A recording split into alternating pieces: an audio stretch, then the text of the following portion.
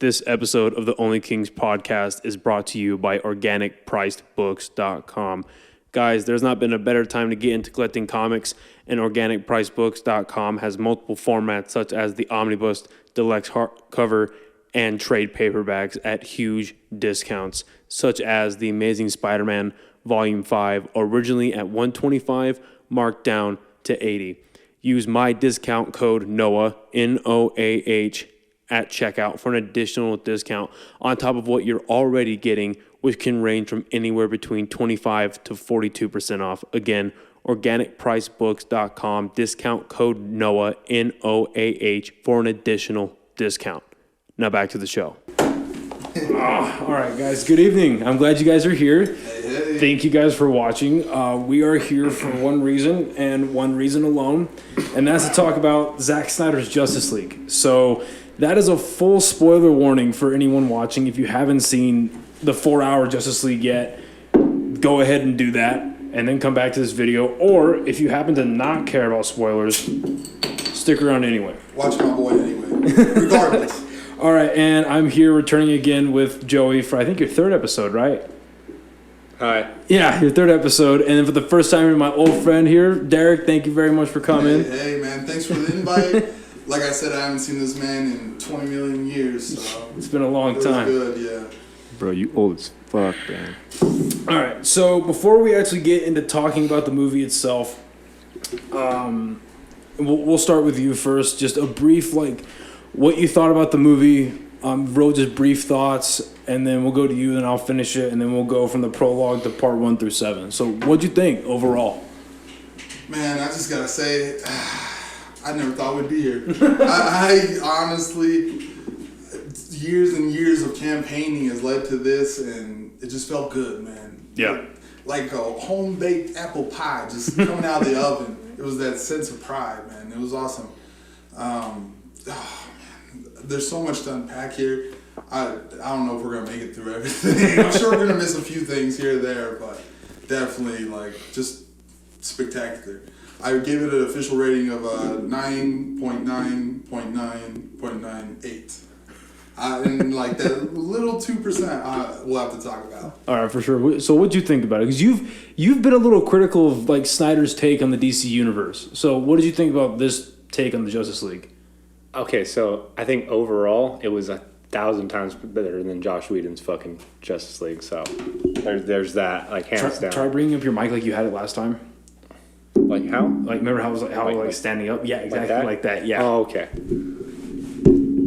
I can't see your That face. wasn't that motion, though. Oh, yeah.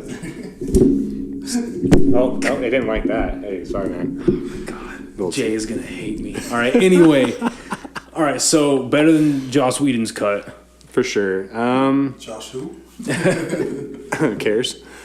No, dude, I liked it. I liked how dark it was. It was, down, gritty, fucking dirty. I like that. It wasn't fucking all Marvel, heroes gonna win in the end. People got fucking wrecked, dude. Yeah, it was for sure. It was pretty good. Great. No, yeah, and I gotta agree with the both of you. I mean, there for the longest time, I never even thought we'd be here. And I remember actually, oh man, I think it was the back end of 2019 going into 2018 going into 2019. When I lived in Roswell at the time, you and I had a conversation about what the Snyder cut could have been. I remember that, and he's the further I got into the conversation, the more mad I got, because I was just it's not gonna happen. And I just got so mad, and because it was crazy just hearing all the rumors, all the behind the scenes stuff, seeing everything that Zack Snyder had been posting on social media, and following all of that, and then seeing it beat for beat on screen was mind-blowing. And not to get political or anything, but Joss Whedon should be put to death for what he did to this fucking movie. Take him out behind the shed and just put... No, I don't... on a very serious note, though, I don't understand how, him and Walter Amada and all them still have jobs. His interpretation of what Zack Snyder already had produced is just terrible. He's not a comic book lover, is what he portrays in that. Because if he really was, he would have totally helped Zack Snyder's cut out and brought that a little bit to light and helped him out. No, for sure. And I mean, I'll say this, then we'll get into the breakdown of the film. But like, you just look at what you already had, and then if you were to do, and I did, like, I watched a video on like all the different changes and kind of tried to watch that back to back while watching the movie, and like they took a cut of the Flash. This is an example of the Flash running into the Speed Force, and they CGI'd it into him pushing a Russian family out of a reactor plant. Like, it makes no sense. And the really ugly thing was, so Ray Fisher's been super vocal about what's been going on behind the scenes and how racist they've been towards him, and how Justice. Yeah, and how Jeff Johns and Joss Whedon referred to him as an angry black man, and they couldn't have him at the center of the film. And now when you look at the reviews of the movie, 100% of even for the people who didn't really care for it, they still said Cyborg was the best part of the movie, which is ridiculous to me.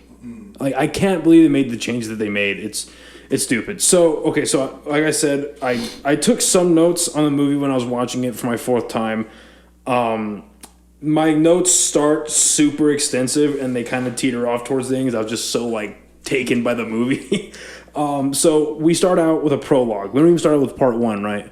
So we'll just go through the parts and just give our general thoughts. And when I miss something, feel free to speak up. In the prologue, it opens up with Superman getting stabbed by Doomsday. Boy, that dude can yell. Oh my God. So, and that's genius. Like, I never thought about his voice, his death cry being so loud that it cracked open the mother boxes. Exactly. Like, They just woke him up. What came to mind was that old history quote where it says, "The shot heard around the world." I totally said Zack Snyder took that and said, "No, that's Superman." No, for sure. Right there. And you are a diehard Superman fan. Oh.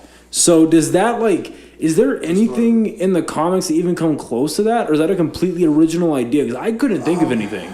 No, like, really, the only thing I can really think of is where he gets, he does die from Doomsday in the comics. I'm trying to think of what happened to where Darkseid was like, oh, he's gone.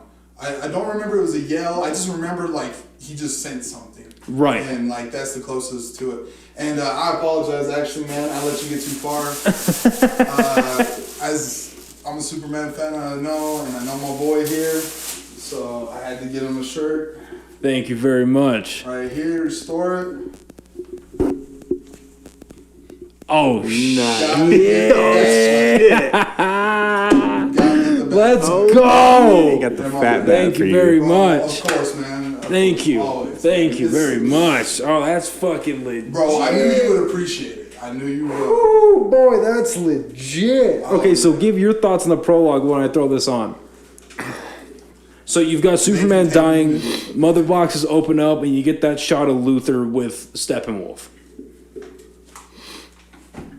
I'm trying to think. I watched it like 1.5 times because I didn't have time.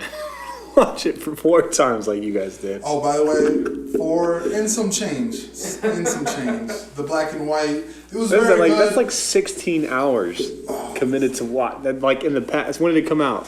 16 hours and 2 T-shirts, you know. Oh, that feels good. No, I don't know. So my first thoughts, like, OnlyFans, because that looks great. damn boy, what you wearing? Thank you very much. So you were saying? So my first thoughts, honestly, I thought the yell was a little goofy. Okay. Like, just how it was kind of shown.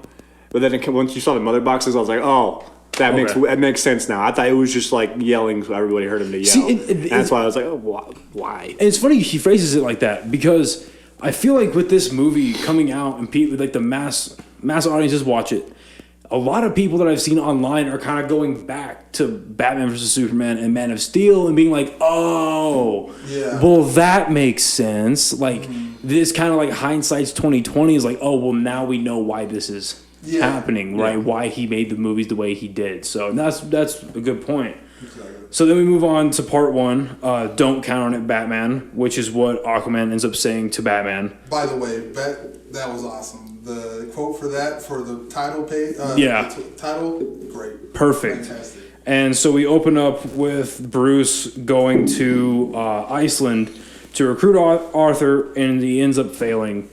That initial scene, that's like the first instance other than like, because Justice League 2017 opened up with a shitty camera footage of a monster face, Superman mustache. CGI monster face. And this movie opens up with... with Superman screaming and getting fucking dabbed on. And breaking open the mother boxes. So aside from that, watching this scene, this is something we already saw before, but it's just executed way better. It's shot better. It's written better. There's no stupid pictures on the wall of mother boxes. Yeah. Bruce can actually speak Icelandic.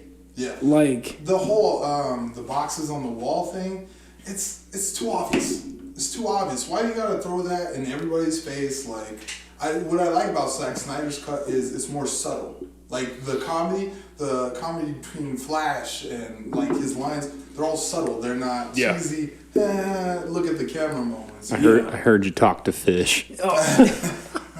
God, it's so dumb, and it's crazy because like we eventually will get to it, but we do get a scene where Diana sees pictures of boxes on the wall, but it's epic. Yes, like it's so well done. Sense. It makes perfect sense. Yeah. So he tries to recruit Arthur. He ends up failing, and then we get an extra scene of Bruce and Alfred on the tarmac, and they're flying back to Gotham, and they're dressed to the fucking nines because they're Bruce and Alfred. I was gonna say, I'm gonna talk about Alfred's swag, man. That freaking fedora. And fedoras aren't for everybody. But they're for Alfred. They're for Jeremy Irons, apparently.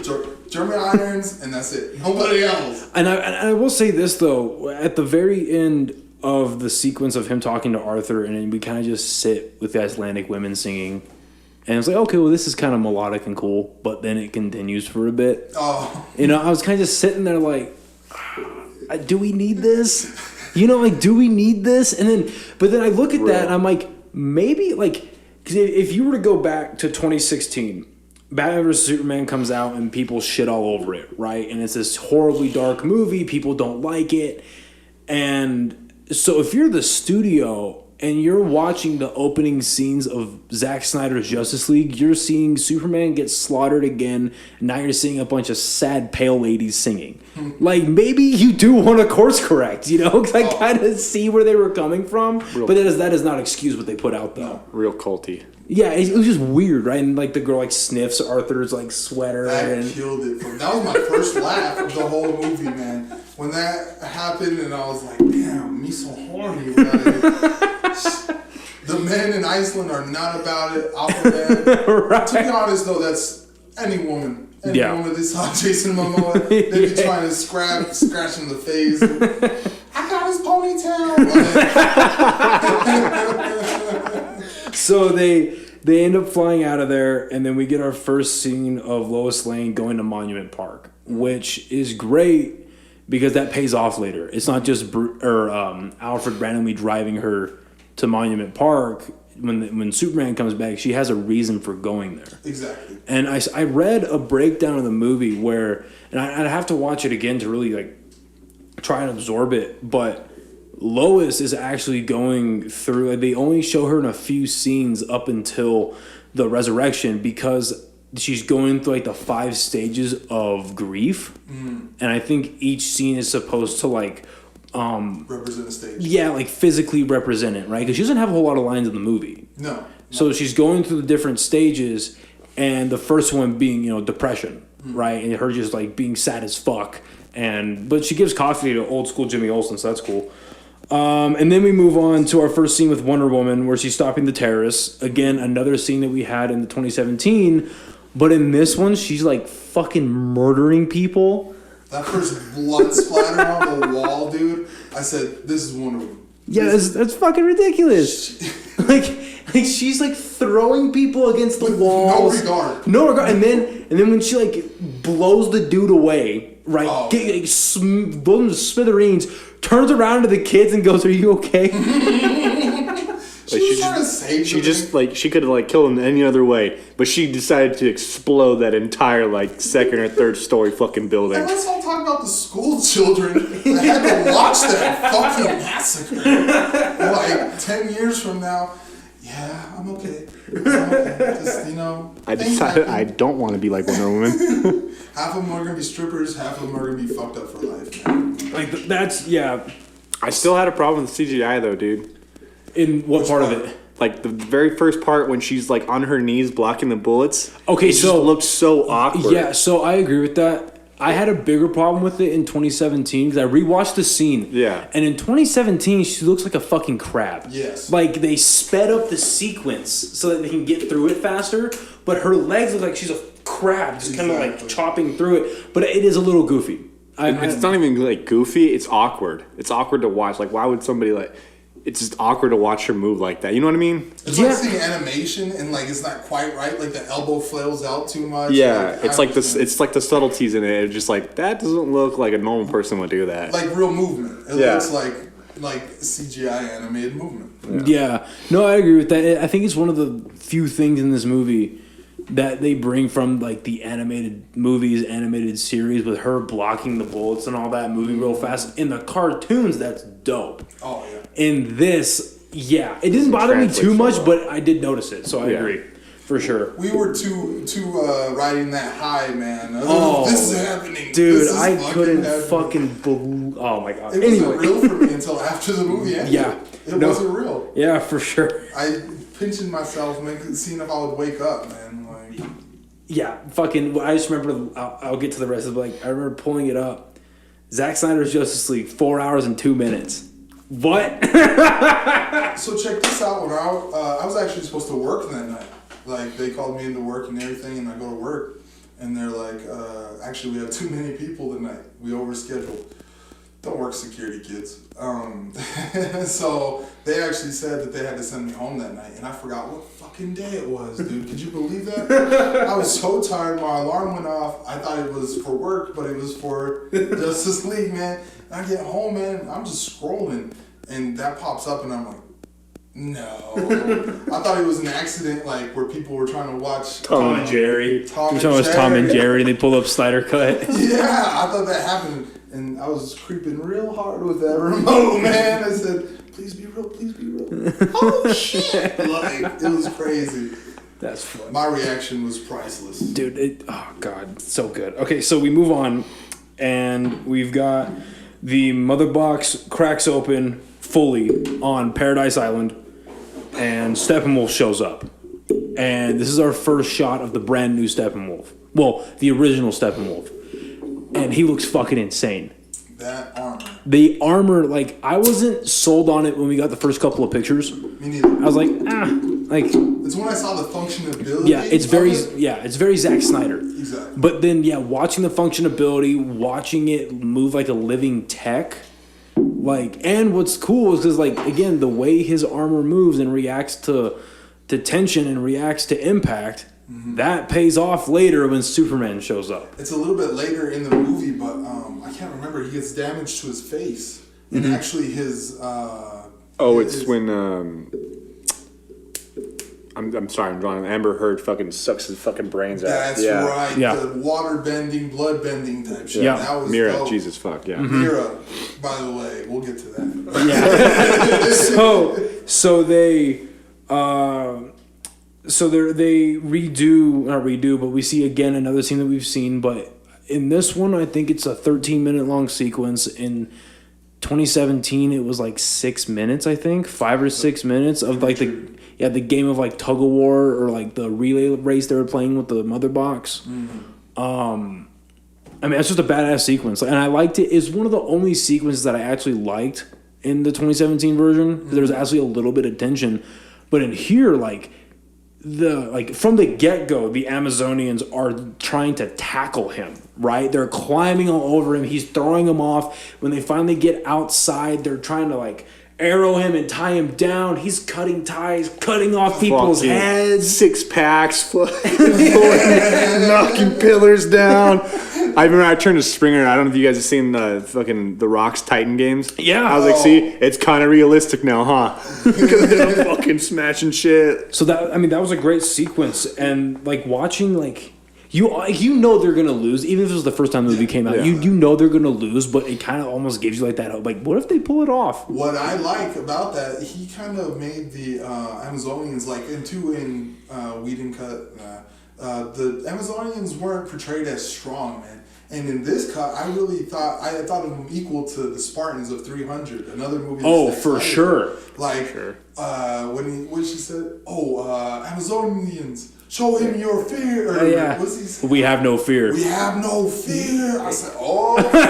Well, you could just see like the huge difference in like the Wonder Woman movie when you were seeing them like interact with each other and just train or whatever versus this where they're just fucking shit up. Yeah. No, I remember watching it and I turned to my chick and I was like, so because we rewatched Man of Steel on Tuesday, BVS, the rated R version on Wednesday, and then if you want to go get it, you can go get it. He's got enchiladas in the fridge. Enchiladas over everything, people. That's a new hashtag. And so we watched Snyder Cut when it came out that Thursday night, and I was like, I didn't know we had to rewatch 300 too. Holy shit! like down like to the way they're fighting, the music going off in the back, like it. No, you're good. Like it was fucking insane, dude. And I know a lot of people got tired of it quick, but I love the ululating of the Spartans. I call them Spartans. Oh, what's it called? Because I watched it with subtitles, and every time it comes on, it's ancient lamentation music plays or whatever. Ladies and gentlemen, this man used the same sound 60 times. That's not an actual count. Oh, did you count? 60. This is for exaggeration. 60 times, and still made it sound cool. Like I loved it. I know a lot of people they were like, too much, but So my first watch through, I was like, oh my, yeah, badass all the way through. But my second and third and fourth time, I was like, oh wow, they use it a lot. When you get to the 300 mark of weird, I get it, man. So and then they have and what's cool is so we're in an age of heroes. Nice. So we're in an age of inclusion and equality, and there needs to be more diversity, and there needs to be all that.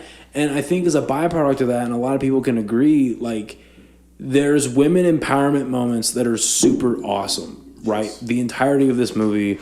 Did you watch The Boys season 2? Bro, when all the chicks teamed up against the Hitler chick, I forget what her name is. Stormfront. They just beat the absolute crap out of her.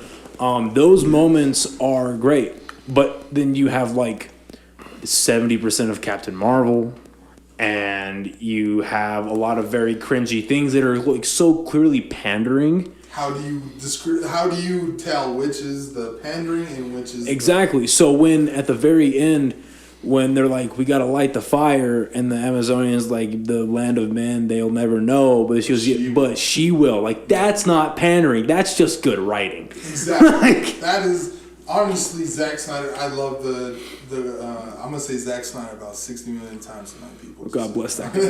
Oh man. Hey, let's all just have a song. All right, but man, that guy, awesome. He cares. It's great. So so before we close out part 1, any last thoughts about what happened in that section of the film? What I loved is it was also in the Whedon cut, but I think it was better. I'm just gonna say everything in Zack Snyder Cut's better. Suck it, Whedon. Exactly. The Amazonian using the whip. It shows someone other than Wonder Woman using the whip because she whipped not the whip. The lasso. Yeah, using it to get the mother box and... It shows they had training on that fucking island. Not just Wonder Woman had the lasso training. And it's subtle. It's subtle, but it world builds. It was something. I never even thought of that. I'm going to be honest. Yeah, I saw that and I was like, that's dope. I was like, oh yeah, Wonder Woman? Oh yeah, she just knows how to use the fucking lasso. That's legit. I never even thought about that. And that's what I thought too. Zack Snyder does the subtle stuff the best. Yeah, no, for sure. Best. For as loud and vibrant as his movies can be, there are subtleties that are really good. Yeah. I totally agree with that. 100%. So then we move on. Oh, do you have any final thoughts about part one? No. Okay. Suck it, Whedon. So, all right, so move on to part two, which is the Age of Heroes. That derives from the monologue that Diana gives Bruce when she gives the history lesson. So we start off with Steppenwolf arriving in Russia.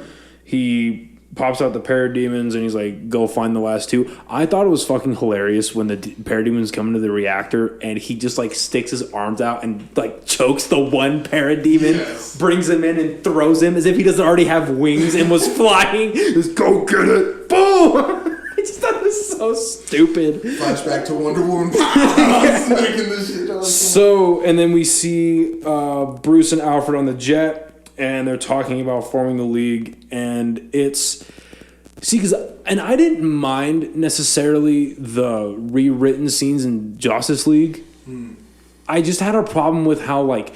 Because there's dark, decrepit, and broken down Batman that we got in BVS, and then there's, like, mopey... sad, depressed for no reason Batman that we got in Justice League. And I feel like they were trying to get it right, but they didn't necessarily get it. And again, they rewrote a really good scene. And so the scene with Alfred and Bruce, if I remember correctly, it's basically Bruce. He doesn't have to outright say that Clark is more human than he is, right? He doesn't have to outright say that. He just says, like, we need him. And he explains that he's like... He's kind of beating around the bush, almost that he's guilty.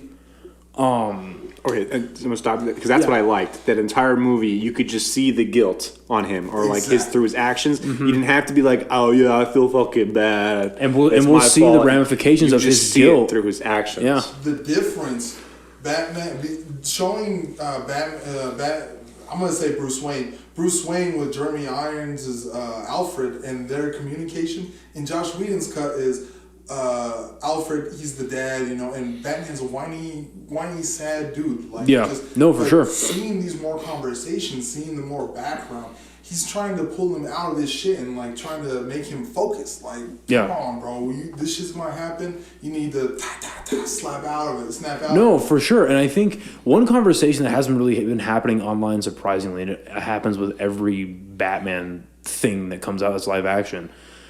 People that are critics of the Dark Knight trilogy, their argument is like, well, yeah, his Batman wasn't great, but his Bruce Wayne was awesome.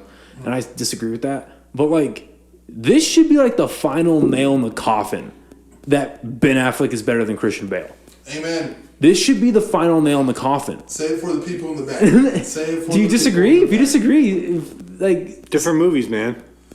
Okay, well, I'm talking about the interpretation of Batman. Because, like, Batman, to play the character of Batman, it's tough because you got to do the gruff, the tough, you know, bat. I think as Batman, yeah. But then you gotta murders it. But you also have to play the Bruce Wayne because Bruce Wayne is the mask. It's two characters. It's two separate characters that you have to play. Just like I say, George Clooney, he's my favorite Bruce Wayne.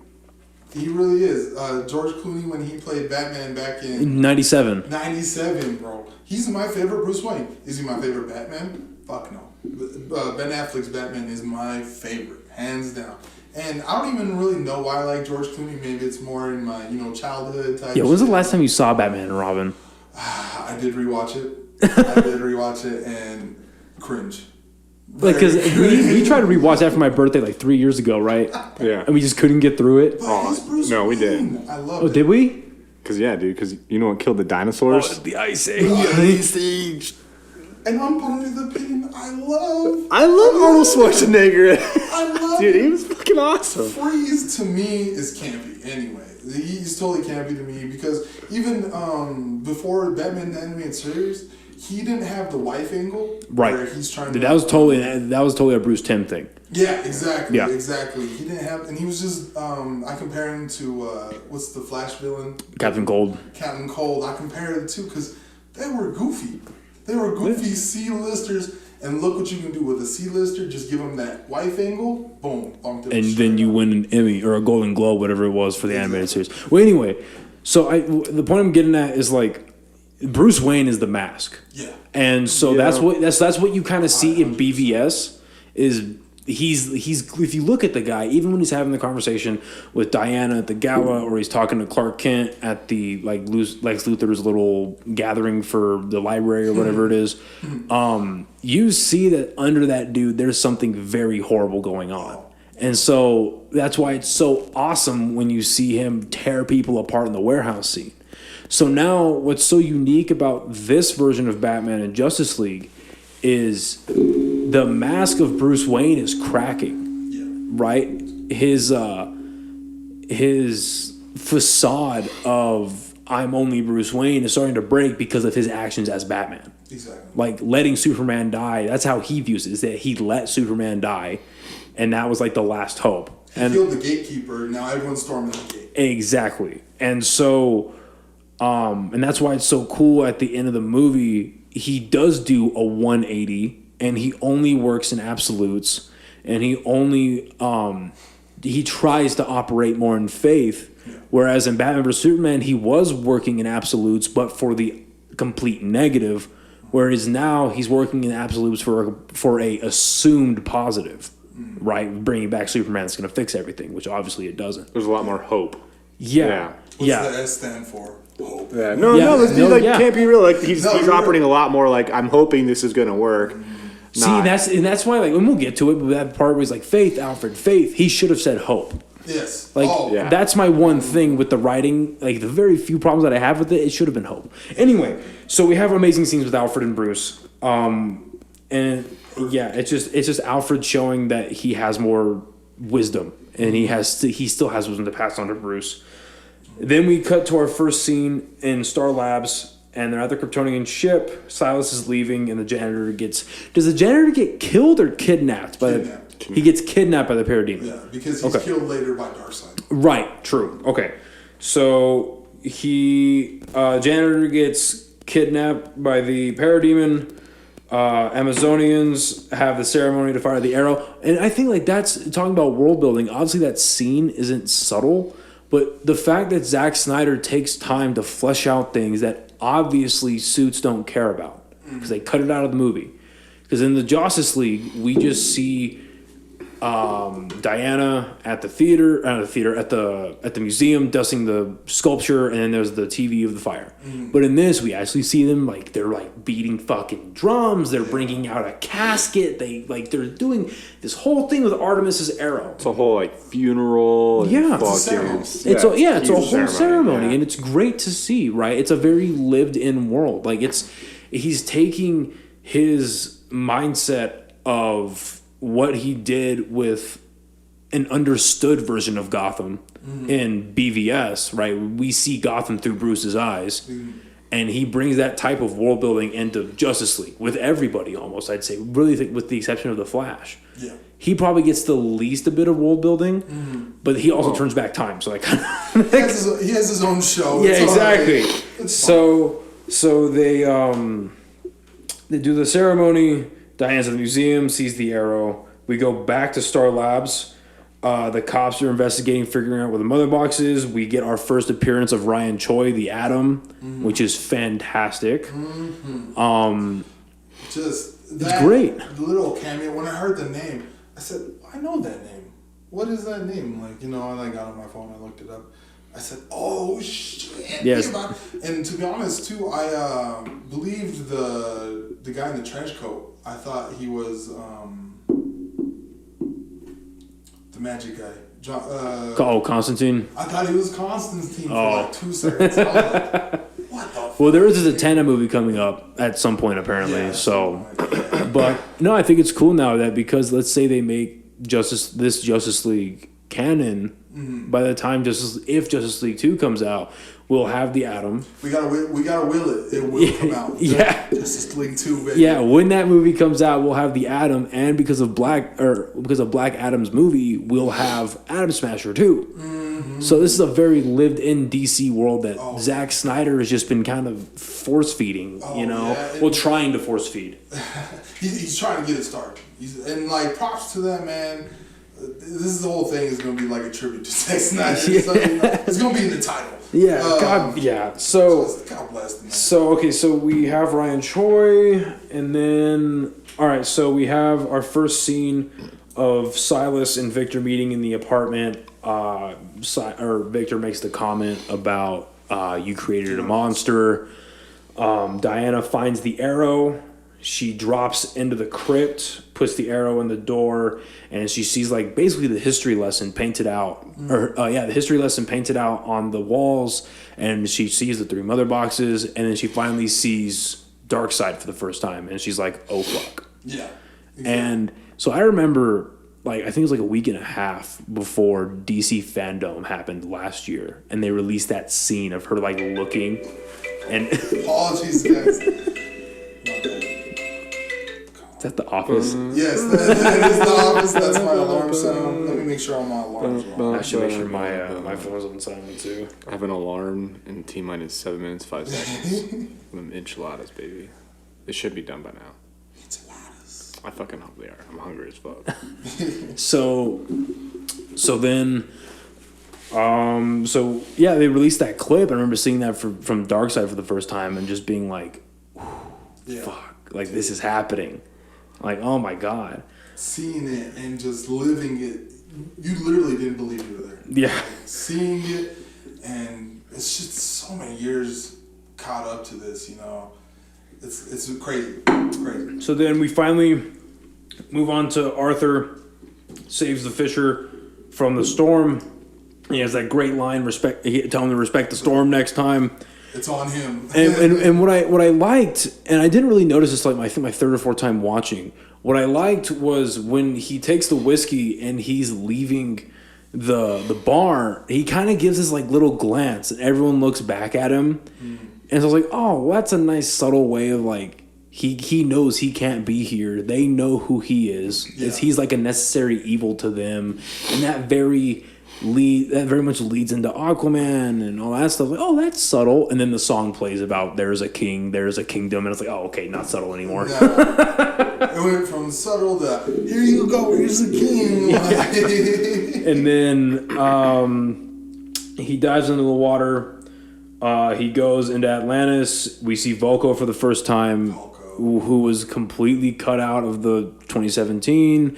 Looks great with long hair. William Dafoe, great in anything. Dude, he looks amazing. He looks Atlantean. Dude, yeah. Dude, oh yeah, especially. I don't think he had. Did he have long hair? No, he had a bun. He had a bun. When that long hair comes out, you said, "Okay, this man's Atlantean." Yeah, he looks fantastic. Oh yeah. And so has his meeting with Volko, rejects the trident, and then Steppenwolf has his first meeting with the Sod. Basically, he gets told to fuck off again. But am I wrong or am I right in saying that in the Josh Whedon version that wasn't in there, right? He never meets the Sod. Yeah. No. We're talking about Volko. Volko was never. Oh, yeah. Yeah, and then they switched it from the gold trident to the actual his mother's trident, right?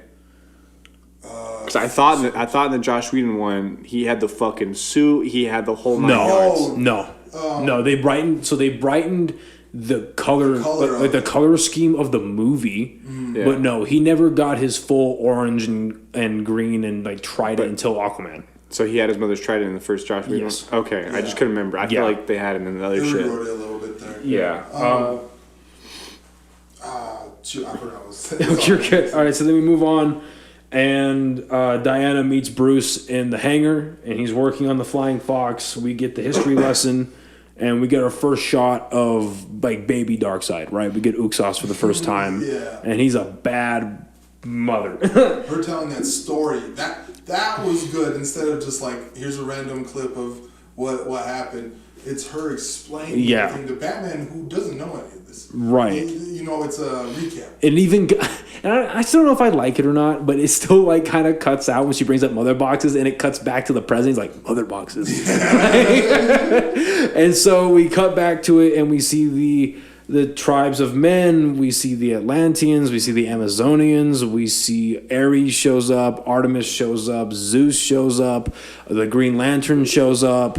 I like how they're all the gods too, in a group shot at the end of that. They're fucking huge. Yeah. They're titans among men, and that's what they are. Yeah. They're titans among men, and they're here to save your asses. Yeah. And the lantern. seeing Zack Snyder's take on a Green Lantern Yes. was fantastic. And actually, I don't know if you guys saw this or not, and I'll try to figure out a way to edit this into the video. But we got our first official concept art today of Jon Stewart from Zack Snyder. Did you see that? All black. Did you see that? Midnight black suit. No. Yeah, I'll show it to you real quick. I haven't been on my phone. I've been asleep all day. Here, you can edit it right here. I'll be holding it. So yeah, this is Zack Snyder's take on Jon Stewart. That midnight black is. Oh, that's legit, dude. Also, too, I know it's later on. We'll have to discuss it, but The edited Nightmare, right? Yeah, saw that too. Okay, so Yeah. question for you. Do you think this is perfectly added black or too much added That's black? perfect. Okay. That's Snyder right Remember there. you had fucking issues with Scarlet Witch's fucking outfit. You're like, it's too fucking, there's too much black in it. It's Well, too yeah, tactical. because she has red and shit in the yeah. comics. The Magneto-inspired suit. Yeah. Yeah, man. I don't know. I was a fan of it. Just because they gave that little Magneto nod. And Magneto was not actually her father. It was the whole... Pietro was his son. But, Yeah. Scarlet Witch. That's whatever. But that nod, that was nice. Yeah, I'm not here to shit on Marvel though because it's too easy now. That anyway, that would be a whole nother podcast. We're here to 6 shit on hours. Josh Whedon. yeah. So Josh Whedon. then, so we get the like I said, we get the history lesson. By the way, they made fucking Baby Darkseid look like a bitch in that. Well, that's what's crazy to me is like they Well, they just made him look like a bitch. Yeah. He just had. They made it look like he had fucking zero chance. Well, so he was smacking people around. He kills the Green Lantern. He cuts his hand off. Yeah. And then so it takes 4 gods to take down Uxas, right? And then later in the movie, when we have a fully souped up, we have a fully souped up Darkseid, and Superman's able to stare him down. Yeah. You know, so that kind of like shows the power of the League, right? And Darkseid's like, oh, okay, not gonna happen, and that boom tube closes. Yeah. So anyway, so then yeah, that's the end of part 2, the Age of Heroes. Do we have any other thoughts on part 2? I think it's a strong. Oh, that's part 2 is the same scene where they showed him how they hid the mother boxes. Yes. We're not going to talk about the fact that those fucking men just were like, yeah, we dug like a 4-foot hole. Bro, the Amazonians, let's build a whole motherfucking fort. Let's have 24-hour watch with motherfuckers at the ready. Yeah. The fucking Atlanteans had some like Atlanteans. Kraken making a fucking box out of like the If hide we're in the it. deep ocean, the humans are like, let's have our dogs dig a hole and just chuck that. Well, so sucker what's in cool there. though is if you watch that scene, there's a screenshot floating around of one of the. So that's supposed to be King Arthur. Yeah. And so one of his knights, someone took a screenshot, and it looks like Bruce Wayne. It looks like Ben Affleck. And so in the comic books, for people who don't know, when Darkseid eventually zaps Batman with the Omega beams, it sends him back in time, and there's a whole story of Batman coming back. Yes. And then, so when you look at the extended version of Batman versus Superman, there's a scene where Alfred and Batman, or Bruce, they're in the old Wayne Manor, and Batman goes, do you know what the first generations of Waynes were? And he goes, yeah, they were trading, or no, he's like, they were like miners and oil, whatever. He goes, no, they traded with the French with like pelts and skins. They were hunters. And so now we see a possibility that Bruce Wayne was with the tribes of men. Yes. Also, too, a great little. Yeah, if you want to go check on it, go ahead. Great little snippet Zack did. The actor who played King Arthur is actually the same actor that played Darkseid. Oh, it's Ray Porter. Ray Porter, yes. Ray yes. Porter. Also, too, we glossed over in the very opening when Wonder Woman's walking out from the alley. Yeah, no, you're good. No, you're good. When Wonder Woman is walking out of the alley, Zack Snyder's sitting at a cafe. Oh, right. Snyder's in the cafe. Yeah. Right, you're right. You know, he's ordering his Starbucks, getting his bucks on, green latte tea. So then we move on to part 3, Beloved Mother and Beloved Son. And I didn't really catch on why it was titled that until like my second watch through, and that's on the gravestones. Yes, on the gravestones. Of Victor and his mom. When it's etched in there? Yeah. Yeah, man. So we open up, and it's our first scene of Barry Allen in Central City. He's applying for the job at the dog place. The car crash happens. He saves Iris, which I thought was a dope scene. He grabs the hot dog out of it. That was it wasn't a totally cheesy campy moment where he like grabs the hot dog and turns to the camera and eats it or anything. There's a payoff to it, which was cool. Exactly, man. He like brushes the hair behind her face and he's like, "Oh yeah, I'm hungry." By the way, food over women every time. And what I thought was cool was like, he's moving so fast that he immediately breaks out of his shoes, and he doesn't grab her. He like slowly turns and adjusts her out of the air so he doesn't like rip her in half. One of my favorite things in this was a Marvel movie and I'm sorry, but Quicksilver grabs someone by the back of the neck. It's Quicksilver. He grabs him by the back of the neck. He says, "What are you grabbing my neck for?" And he says, "So I don't break your neck when we run." And he grabs him and moves him, and he gets sick and he throws up. It's a realistic into it. Like, physics going into that and everything. If he just grabbed her and set her on the ground, her like intestines would still be in the air. He wouldn't be able to move as fast. So it was a good addition for sure.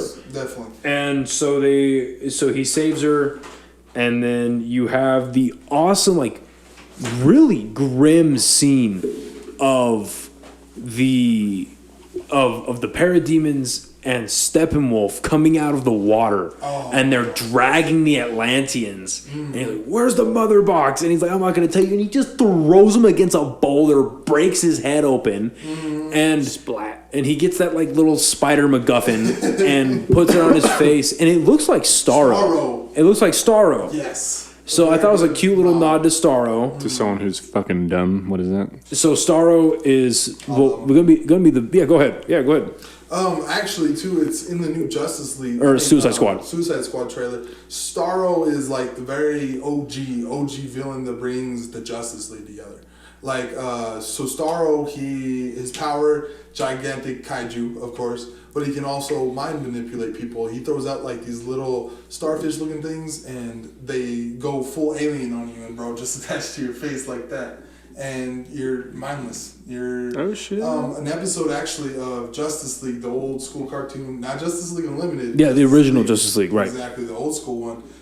They actually show a really good version of him. They don't actually show the giant kaiju version of him, but the Batcave, the water in the Batcave is full of like little piranhas and stuff. Yeah. And, I'm not sorry. Not in the Batcave, in the Kryptonian. In the Fortress of Solitude. Thank you very much. I think I remember like a part of that. Yeah, that Iron Man series where like he attached to Superman and like gives him a fucked up version. Yeah, bro. Like he's one of the last ones standings, and I believe it's Flash who's there, and he's like, "Okay, Superman, let's go," and he turns around and he's got that thing on his face. And Flash is like, fuck. Yeah. So we get that scene, which just shows like more menace to Darkseid, more menace to the parademons. Like they're not just these just mindless goons. Exactly. Right? Also, too, the redesign of the parademons are so much better. Much better. They're not these little things that you're like, okay, they're gonna break easy. They look like some soldiers. They look like soldiers. They're an armada. It's awesome. They've taken over some worlds. Yeah. So then we move on from the interrogation stuff to a really weird scene of Diana and Bruce in the cave figuring out who's gonna go get which future Justice Leaguer, and they have like the hand on the mouse thing. It's little things like that bring this from a 10 to a 9 for me. Yeah. It's little things like that where I'm just like, if you're gonna have Bruce and Diana flirt, do it. But commit to it. Like in Batman vs Superman, when they were in the gala and they were flirting like that, do that. Yeah, that's that espionage, sexy slime. Yeah. It's not this awkward high schooler. Ooh, cool. I was going to say middle schooler. Yeah. I was a teacher of middle school special education, and if they watched that, they would even be like, what the fuck? No, yeah, it was just weird. But then, so they move on from the, where was it? Okay, yeah, so we go on to like the first true indication of how awesome Cyborg is going to be, and it's the football scene. like you can go ahead and take this one. So the cyborg football Cyborg scene. This one hit me right in mi corazón right here. You know what I'm saying, man? Like, as a former football player and everything, I think I resonated a lot with this scene just because it doesn't matter who's there for you, and it also shows Cyborg's what he's gone through and why he feels how he does about his father. Like in the Whedon cut, you just think he's a spoiled kid. Like, your dad tried to fix you and you're a spoiled kid. Boo-hoo. This one, right. He had never been there because of his work. You know, he was always in the lab, which, you know, is its own dynamic, right? Yeah, that's there. its own narrative. And just seeing it build up, low key, Cyborg blames his dad straight up for his mom's murder. Yeah, he does. Not murder, the accident. For the car accident. Yeah, no, for sure. And just that scene where she's cheering for him, he's breaking tackles left and right, posing for the Heisman, and he makes it, and he looks up to the stand, and his pops isn't there. Bro, yeah, that's something I think all athletes can relate to. I think Zack Snyder definitely had a little bit of daddy issues, back in his day. Well, because like the dynamic between the father and son is a back to Greek. Yeah, it's a through line through Man of Steel, BVS, and Justice League. It's a theme, recurring theme that happens over and over again. The Flash, Cyborg, Kal-El with his own father, like. It's very reoccurring right there, and just that whole scene, man. That's when it hit me, and I had that little shed a tear a little bit, man. And going on from that, and when he's in the passenger seat, and just his mom dying. Oh man, yeah. You can only imagine, and that brings so much depth into Cyborg. When Zack Snyder said that he was going to be the heart and soul of this movie, he meant it. That's where you feel it. That's not even the only thing that makes you feel it. That's the beginning. Yeah. That's the beginning for sure. Emotional roller coaster that he sets you on with Cyborg, who to this day I can't think of has had a really great storyline in anything. Teen Titans. Besides the new Teen Titans, he does have a pretty good storyline in that, the live action. But before that, I can't think of anything. Yeah, he's definitely a supporting character that has like shining moments. The booyah moments, like but he never really he was never really given the spotlight, at least that I've seen either. So I totally agree with that. So we move on from the football scene, and we get that awesome sequence of Silas leaves the tape recorder and pretty much tells him he's a god. He's telling him that like you are the most powerful and you can control like the warheads, you can control our money system, you control all like anything electronic. I believe a quote was, "You can destroy and create nations, or destroy and create nations with just a thought." Yeah, I'm not sure that's exact quote, but pretty much. And what's awesome about it though is he says the temptation is not to do it; it's to not do it. Right? Don't use your powers for all these things. And the one thing that we see him do is he gives the $100,000 to the very poor single mom. Yeah. Which who's struggling. Yeah, which like, come the fuck on. Yeah, exactly. Come on, man. That's so good. How do you beat that? How do you cut that out of a movie? Exactly. Like if you're a studio trying to be inclusive, trying to be diverse, you want all these things, and so inclusive. So you're gonna cut out the entire story of your African American character, and then you're gonna cut out a side plot where he helps out an Asian American character. Got it. Okay, cool.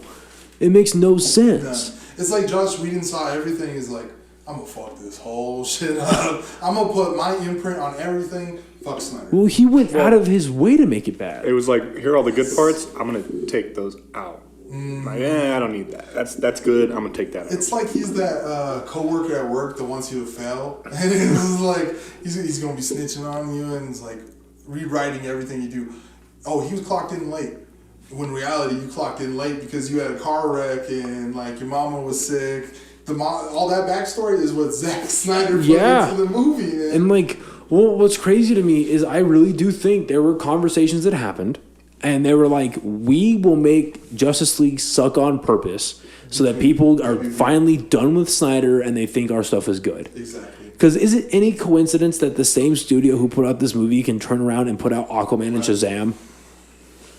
Like, I hate to sound like the tinfoil hat guy, but come on. Terrible Put that movies. hat right on, man, because I'm telling you, they'll do that shit on purpose. That's what they tried to do, and the fans were like, no, we're literally going to bully you into making this movie. It was a great moment where we all stood up and collectively said, fuck you. We ain't doing this. Give us what we want. This is not what we signed up for. No, exactly. Like, I remember I had a coworker who was pretty big into DC at the time when this movie was coming out or about to come out. We talked about it, and I was like, they haven't shown him in the trailers, but Darkseid's going to come. Darkseid's going to show up. Darkseid's going to show up. I was like, no, he's not. I'm like, yes, he is. He has to show up. Like, BVS showed it. And then, like, the 2017 happened. I was like, where the... Anyway, so... The case of the missing Darkseid. No, for real. So then we have our awesome origin story for... or origin of powers for Cyborg. We see Barry again. He's meeting his father in jail, which is another great sequence. And then he finally meets Bruce, and Bruce recruits him. It's pretty much the same scene without the whole brunch bullshit. And yeah, and it's just, I was surprised that the whole like black hole, I'm a black hole of snacks, I'm a snack hole. Snack hole. I'm surprised that joke was Snyder's. I was surprised the rich joke was also at Snyder's. I kind of expected it to be. Did you? Mm-hmm. I expected a rewrite where he's like, I don't know, I wasn't really appreciative of that. And like I said, 99.99992. I mean, 8. Like, it just has that little minor tweak, which we're all gonna bitch about. Like, that, no movie is perfect. Like, but the point of entertainment is to spark conversation. Exactly. Which, hi guys, how y'all doing at home? So yeah, we have that sequence, and then as they're pulling out, we see the long, well, not long shot, but the couple second shot of the suicide prevention billboard, which is pretty awesome to see. The FSP billboard, that's awesome. And then we have the scene of Diana and Alfred making tea, which was just funny. Yeah. I don't believe that Alfred and Wonder Woman had any interaction like other than a group dynamic. No, that was their only one. There was their only one-on-one. But it's cool. It was cool seeing the rest of the league. Like, it's just tea. Yeah, yeah. He's like, no. Yeah, just seeing Alfred be taken out of his comfort zone when his comfort zone somehow is being around an Amazonian, but like being taken out of that comfort zone in such a minute detail, and again seeing the league, and we see it a little bit later in the movie too, but just the league interacting with Alfred is awesome. Every time. I actually have to ask you guys too. Favorite Alfred. Jeremy Irons. Jeremy Irons. Honestly, Jeremy Irons. That's a good answer. And Michael Caine's a short second. Oh, that's my first. Yeah. Michael Caine. I don't know. I don't got one. You don't have one? No. Just no opinion on that one? Just no opinion on that one, yeah. All right. Yeah, I don't know enough about Alfred to have a favorite. Yeah, because I like Michael Caine. He's cool. The 89 was fun. I mean, that was a really interesting thing that they kept consistent through those 4 movies that came out. But yeah, Jeremy Irons for sure. Like, the one thing that puts Michael Caine above Jeremy Irons for me is the scene in The Dark Knight Rises when he's talking to Bruce when he's about to leave. And he's like, I'm not going to watch you die. Oh, yeah, that was a good one. You know, like that last scene together was really good. That was his maternal. That was... Yeah. He's not just a butler. Yeah. Alfred has never, ever just been the butler. Oh, that sounds really good. Actually, can you like scoot closer to your mic? Oh, yeah, that sounds really good. Actually, got you. He was never just Alfred. Oh, that sounds way better. Yeah. All right. Cool. That man was always Bruce's father. Yeah. Just like he wasn't your daddy, but he was your father. Yeah. Like, exactly the same thing. You recognize that, of course, right? Yeah. So so they have that scene together. We go and we see Diana go to recruit Cyborg. We get that "fuck the world" line from Cyborg, which was hilarious. That was a good one. Good F-bomb. Fuck the world. And then Steppenwolf goes and takes the Atlantean mother box, and we see Mara putting up a pretty solid fight. R.I.P. And she like drops him out of thin air because he opens up the air pocket, and then when he pins her up against the wall, he's like, "You can't escape." He's like, "I'm not trying to," and she like I thought in the 90s Grant Morrison run for Justice League, there's there's a panel where Arthur dehydrates this guy's brain and he has a stroke and dies. Yeah. And it's like, oh shit. And then in the New 52, they kind of do the same thing with Mira, where she takes the water temporarily out of somebody's brain and puts it back in, scares him. So seeing that in live action and she's sucking the water out and the blood comes out with him, perfect. Oh yeah. Perfect. So great. It just sucks that Amber Heard's a horrible person. It really does. I said 999.9998, whatever. She's definitely one of the point, man. Like the whole thing about being Johnny Depp up, and Johnny Depp, that's Jack Sparrow, goddammit. I can understand he's a bad pirate, but don't beat him. Like that whole thing. Seeing her and Arthur interact was pretty cool. Yeah. Just her whole scene was awesome. I would have been okay with a recast though. Well, there's rumors going around that's Emilia Clarke. And that one too, I don't know. She's got too much of the stone face for me, man. Like that girl from Twilight. Kristen Stewart, right? Yeah, she's playing Diane, I think, in the new movie. Or she's playing Princess Diana. Okay, so that's gonna be interesting. The new Batman movie? Is that what you're saying? No. She's playing Princess Diana. No, yeah, she like they're making a biopic. Biopic. Oh, yeah. Okay. See, I don't even know nothing about her, man. So then we close out part 3 and we move on to part 4, which is the Change Machine. Obviously referring to the Mother Box because that's what's eventually going to bring back Superman. And real quick, yeah. Anyone else need a beer? On that last scene, I'm good. That was the scene that really made it kind of cut it for me. Like, oh, Steppenwolf ain't a bitch no more. He just fucked Arthur up. Oh, he just fucked him up. did. Yeah. No, and then again in Justice League, Arthur almost kills Steppenwolf a few times in that fight. Like he almost gets him down. Yeah. But in this one, Steppenwolf's not here to play around. No. The voice change also with Steppenwolf from the comparison. He's a monster. Mm-hmm. He is a badass motherfucking Joe. He looks like he looks bigger. He looks badder. I'm not a big fan of the armor. I don't know. That's just me personally. I didn't like the I didn't like how like. I'm super shiny. Look at me, kind of it was. But that's just my opinion. Yeah. But I do. Well, I like it's very Zack Snyder. Yeah, I like how very fucking badass they made him. Yeah. It was.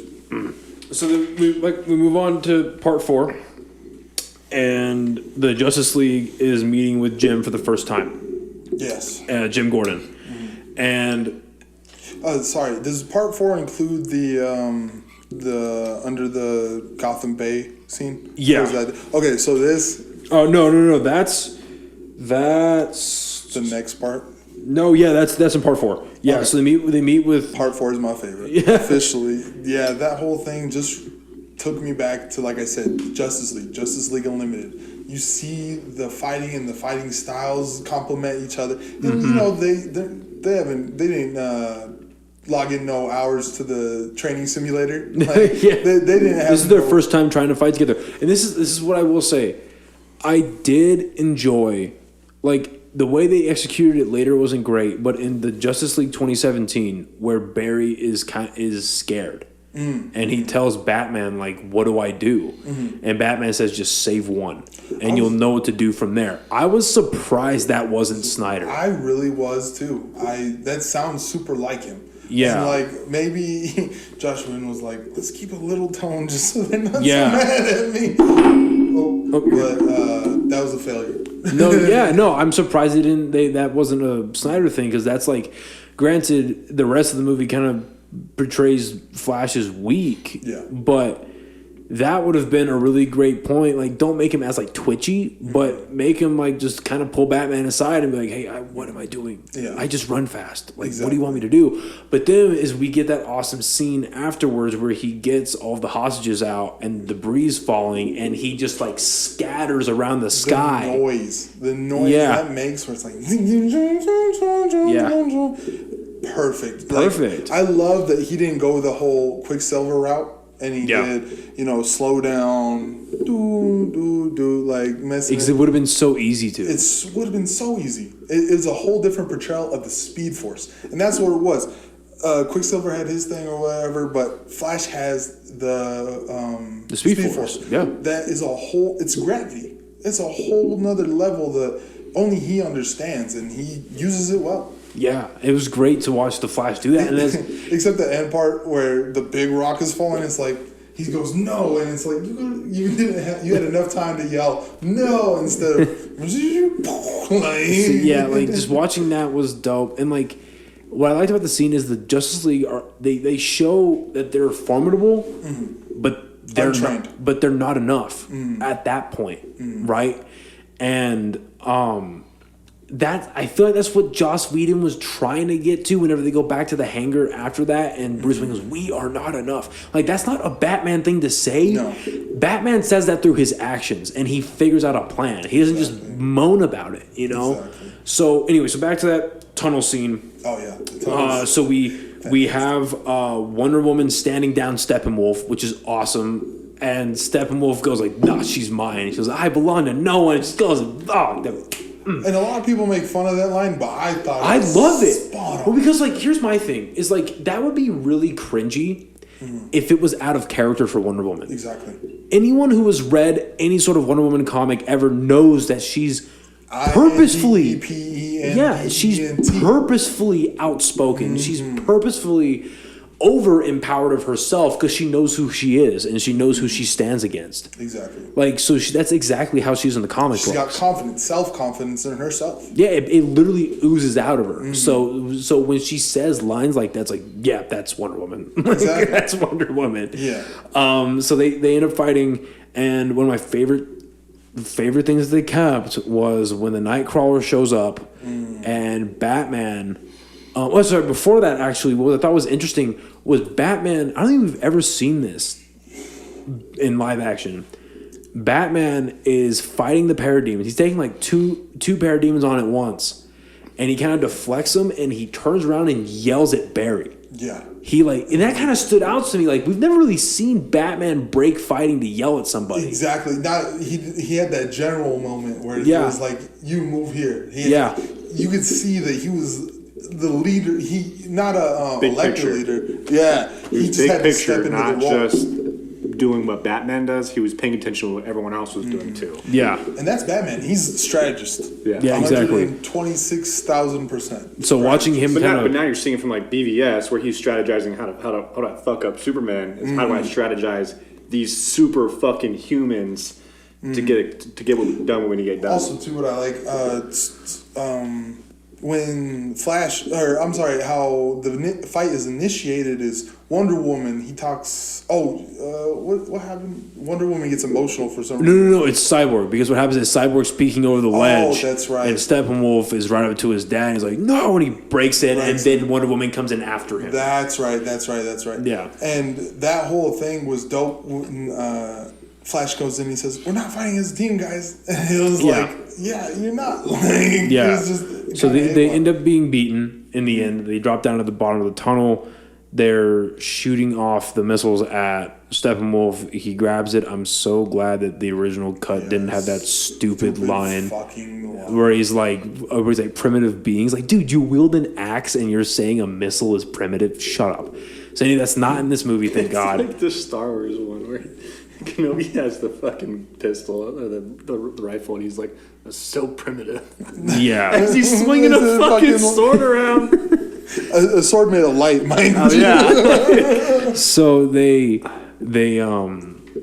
so Steppenwolf launches the missile at the thing, water breaks out, and what's cool is you get a super subtle shot of Aquaman in the water as he's about to come in. And it's like a blink it if you miss, or you miss it when you blink. It's like, oh fuck, is that Aquaman? So Aquaman ends up coming in. They go off and they end up escaping. Aquaman goes away, and then Steppenwolf. They cut to Steppenwolf, and he ends up finding anti-life. And he finds the anti-life, and he's like, oh, shit. Yeah. And then he goes to Darkseid, and he's like, hey, boss. Yeah. Wait, did he find it, or he just knew it was on that planet? So he sensed it, didn't he? He like sensed that there was something else there. There was something weird, yeah. I think the exact quote is, it's in the earth. It's... Like he felt a different energy because they're siphoning the radiation out of Russia. So I think he kind of just sensed it, and then... It was when he put the first mother box, right? Yeah, and that's when he sensed it. Yeah, and then I'd imagine he'd get some sort of intel from Desaad, because he goes to pretty much the same part of the world where the history lesson took place, smacks the ground, and he's like, oh, fuck. So he talks to Darkseid, and Darkseid shows up for the first time, and I thought, like, that is the most unique way to use a hologram. Like, he's evil. Yeah. It's alien tech, it's evil. And it's just not. It's not like your traditional like blue staticky whatever polygons. It's not the Darth Sidious coming over. Yes, how may I help? No, exactly. No, exactly. Welcome to Whataburger. May I take your order? It's evil, and it looks menacing. It looks menacing. Thank you. Yeah. And so we have our first shot of Darkseid, and he's like, "All right, cool. We found anti-life. Go get it, and you can come home." Because originally he was in debt for the 50,000 worlds. You may be in debt, but have you ever been 50,000 worlds in debt? Like, and his face when he's like, bro, that was great. Yeah. Great addition, by the way. I love it. You know, let's just cheer to being not 50,000 planets in debt. So then he finds an anti-wife. Darkseid's he's like, all right, we'll go get it. He's like, oh, cool, you found it? Go get it. So then... a total boss move. So then they have this scene. What I really enjoyed was Batman did not bring up bringing back Superman. It was kind of like a group think. They're kind of like... It was a gradual build up. Yeah, they're kind of building up to it rather than like from the get-go. I was like, oh, we need to bring it back. We need to bring it. And he's like, he's obviously guilty and he's overbearing about it. But no, he shares his guilt kind of with the group. Yeah, and he's kind of like, they're just like looking around and they're like, okay. And Barry breaks the ice. And he's like, I'm not going to say it. I'm not going to say it. And no one says it. Cyborg shows the hologram of Superman, of him doing that first flight moment. Great conversational writing as well. Yeah. Great. Amazing. And so we have that moment. What's the analogy they use where it's organic. like, where he goes, the mother boxes basically have the ability to reconstruct anything. And it's like, you can turn a house to dust. No, turn a house to smoke, to ash. But you can't turn the ash back to a house, but the mother boxes can. Exactly. And then, but they have the beginning of the conversation of like, this Arthur brings it up, and he's like, this might not be the best idea, because what if he's not Superman? I love how the man who lives in the ocean is the most logical one. Yeah. Out of everybody. This is a bad idea. Yeah, he's like that. Versus the man who dresses as a bat. He's like, this might not be the best idea, and like, okay.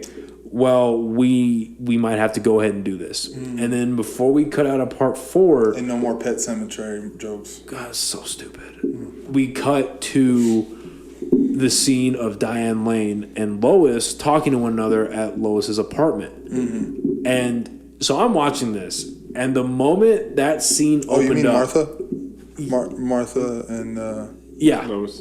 Why did you say Diane? Well, Diane Lane's the actor. Oh yeah. Oh, sorry. Okay. Yeah, so Martha and Lois are talking in the apartment, and right when that scene opened up, I like squealed because I knew what it was going to be. Because of what Zack Snyder's been posting. He posted a picture of Martha outside the apartment with the red eyes. Of the sketches. And so many people were like, oh, this could be a whole new superhero into the thing. I'm like, who else body shifts and has red eyes, guys? Yeah. like, because remember he released those sketches like 2 years ago. Yeah. So when that scene came up, I was like, oh my God. And my girlfriend looked at me all weird. I'm like, eternally screaming. Because she didn't know. And I didn't want to spoil it for her. It's like, no, it's just a scene. It's okay. And then what I like about that scene is you're getting to the acceptance stage of grief, right? Exactly. And Diane Lane, Martha, she's like, look, You need to come back to the world. Manhunter. Yeah, Martian Manhunter. Yeah, he's like, you need to come back to the world. You need to come back to us. Come back to the land of the living.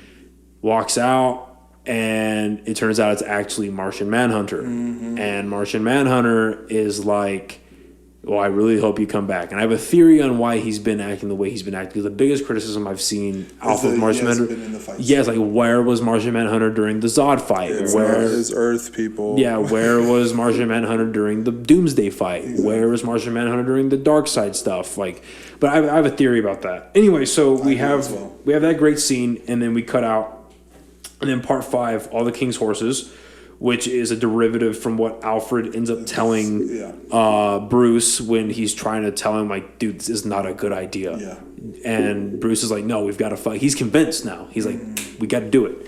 So the League is digging up Clark, and it's a lot better of a scene for obvious reasons. Obvious. Because they don't have the stupid jokes, but, like, what I liked was the bonding between Cyborg and Flash, because Flash still has that line where he goes, we could do this in a millisecond.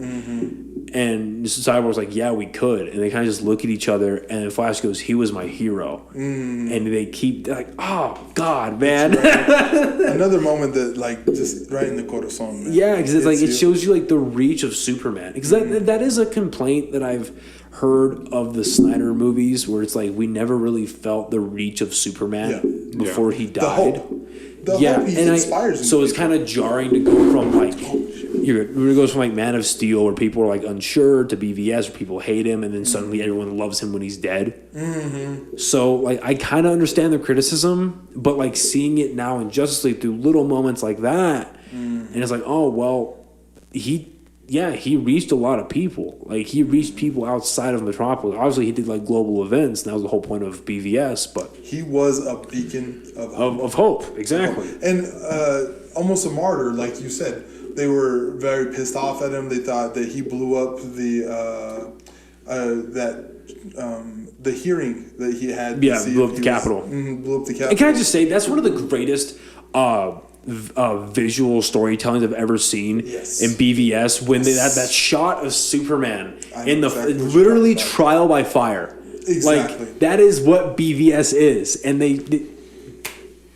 Anyway, so we have the moment between Cyborg and Flash, and they're talking, and they're agreeing, like, we need to do this. We're doing a horrible thing, but at least do it with some sort of respect. Also, too, Flash and Cyborg are the if you think about, like, the least active, the least least experienced. Thank you. The least experienced superheroes of the whole group. Batman's been cleaning up Gotham for years. Wonder Woman's thousands of years, traumatizing school children forever, and these two, that's how we would act.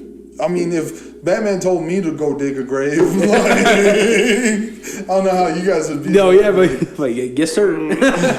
So it's digging a grave, but that's Batman. So, and I kind of found it as it's obvious. Okay, like, this interaction kind of had to happen, but I think this is another positive of this movie coming out now rather than 2017 is the interaction between Arthur and Diana when they figure out that they've both been taught the same phrase where it's like, one thing dies, if you bring something back, something else has to leave or whatever it is, and they're the both balance taught. of nature. Yeah, exactly. And so I think that's awesome that, like, now is showing that two divisive cultures can come together over one mutual thing. I love how they also acknowledge the Atlanteans and Amazonians had gone to war to each other. Yeah. Because honestly, in Flashpoint, that's my favorite. Second favorite focal point of Flashpoint is the Amazonians and the Atlanteans at war with each other. That's so awesome. See, and that's what I hope they keep Amber Heard around, is because I want to see the Flash break the Speed Force and kind of peek into what the Flashpoint could be, and it's just Diana cutting off Mira's head. So we just see Gal Gadot cutting off Amber Heard's head. In my mind, man, I've already I've actually written like a half a script For Good. Flashpoint. So, you know, if anyone's listening out there, WB, get at me. I can write the Flashpoint, you know. The way I would have it when he's running back in time is the different scenes. Yeah. When he's running back in the thing would be playing on there, and it'd just be bits and pieces where it doesn't make sense to him. But eventually, while he's going back, like, he'll see that scene how it affected, like, that world and such. And just, like, you look back at it and you're like, oh, I see that. Right. No, yeah. It's very Zack Snyder move. No, it's very Zack Snyder, just like in how he injected the nightmare scene in this movie, the same way he injected it in BVS. It made zero sense at the time, but later it pays off. Exactly. In the next film, it pays off. So they have that good interaction.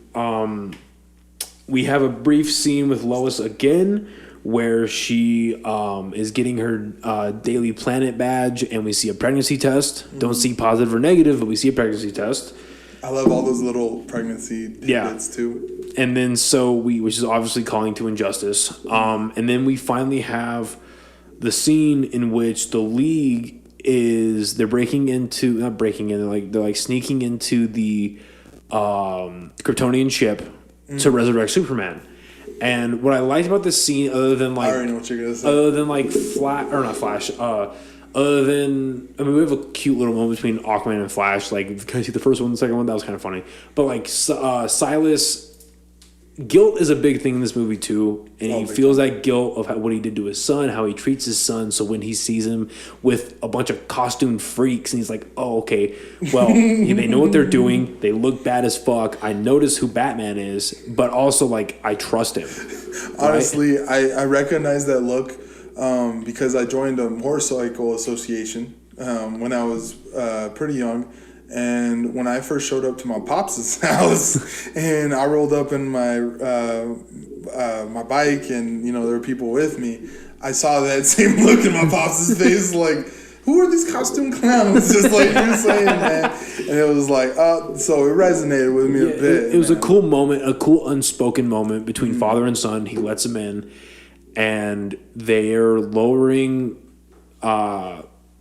This whole scene is genius for a few reasons. The first is while they're trying to figure out how to do it right, and how to put the box in right, or the coffin, and how to like zap it right with the Flash, Batman the entire time is like, hurry up. Yeah. Hurry up. Do it. Get it done. And as they're getting close to the moment of truth, the tension is just right. The tension is built. Tension in this movie is fantastic. So good. And so Aquaman is still like, I don't know. Diana looks worried. You know, even Flash is kind of like, do I do it? And Batman's like, no, do it.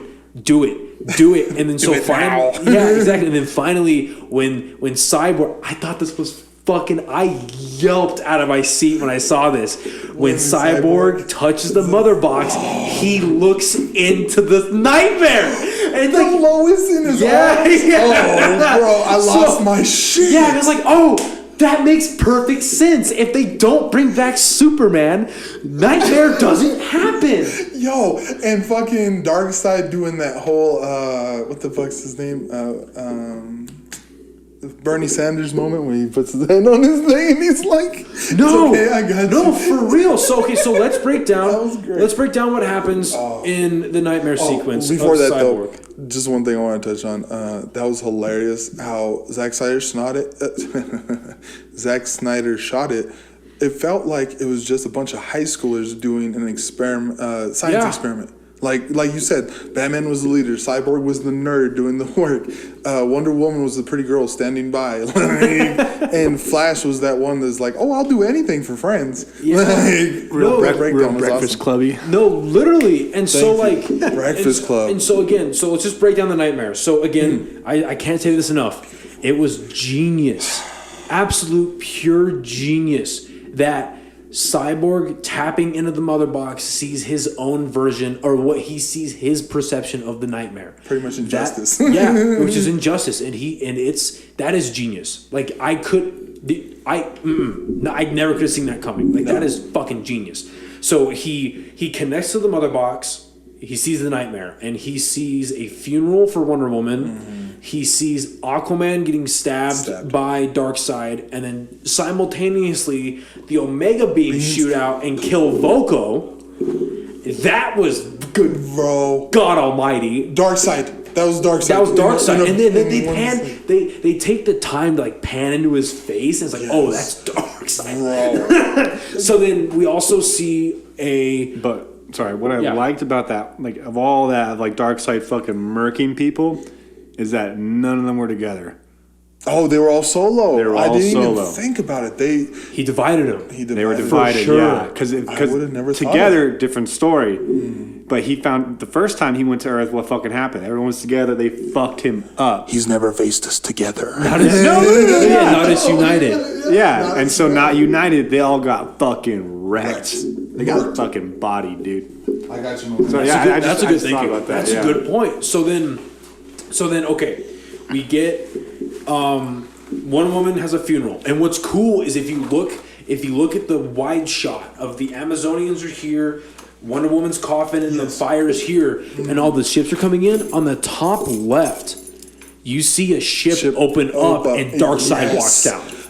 That was such good too. Great. I didn't even notice that on my first viewing. Neither did I. It took my third viewing till I was like, "What's that in the background?" Oh, it's Darkseid. So then, by the way, people never leave home without your Batman can opener, bottle opener. Thank you very much. So then we see, like I said, Darkseid kills Aquaman, kills Volko, and then we see a shot of Superman on his knees, holding a very well done Lois Lane. And if you look at that wide shot again in the very back, and this kind of like sealed it for me, where like I literally turned to my chick and I was like, Zack Snyder's not a liar, bro. Like Snyder does not lie, because if you look, so if Superman and Wonder Woman are here and Darkseid's here, it's like the back left corner. In the back right corner. I'm sorry. You see Robin's suit, so it's in the Bat cave. So which is what's supposed to happen. Possible spoilers if and when Justice League 2 comes out. What's supposed to happen is... You heard it here first, people. Yeah, what's supposed to happen is fucking Batman agrees to hide Lois Lane in the Batcave. Yes. Darkseid finds out. Darkseid boom tubes into the Batcave, and in the process he's killed Aquaman and killed Wonder Woman. Boom tubes to the Batcave, discards Batman, and fucking kills Lois, zaps him. And Batman watches. And Batman watches it happen. And so when he's frozen in fear. Yeah. So when he zaps Lois Lane, that's what we see is the aftermath of that. So Superman's holding Lois. And as he puts his hand on his shoulder, he like you see him succumb to anti-life. It's the Emperor Palpatine when you see him talking to young Anakin. Yeah. And you finally see it when do it. Yeah. Dude. No, quite literally. Do it. It's when he kills the equivalent is to where Anakin kills Samuel L. Jackson. That's the very much equivalent. Yep, for sure. And so you see Superman succumb to the anti-life. Excuse me. And then the final shot is which we saw in the very first trailer for Snyder Cut, the broken Hall of Justice. Yeah. And you see a dead Kilowog. And which I thought was great. Because why not add that? Bro. Why not? It came out of left field for me. That was a moment. So many moments in here. I haven't been actually saying, because, guys, thank you again for inviting me on this show. If you have something to say it. Man. Oh, my God. I just forget, man. Like, I'm so wrapped up, and we're having such a great conversation. Thank you guys for being fellow nerds with me. I really appreciate it. Me and you go back, before like a flat Cadillac, you know what I'm saying?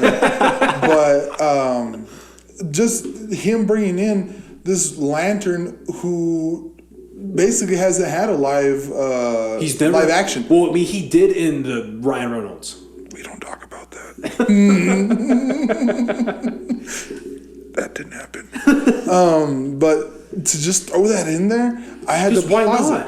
I had to pause it. So many of these moments in this movie, I just had to pause, rewind, look at it, and just feel that good nerdness. Yeah, like when this nightmare sequence kicked off, that's when I started yelling. Yeah. Like that's when I was like, oh my God. I jumped up and I hit my damn toe on my bed, and I was standing like this going, fuck yes, yes. Like I was in pain and and happy. Some real BDSM shit. Like. So we see a dead Kilowog. We see the Joker card fly by, and so.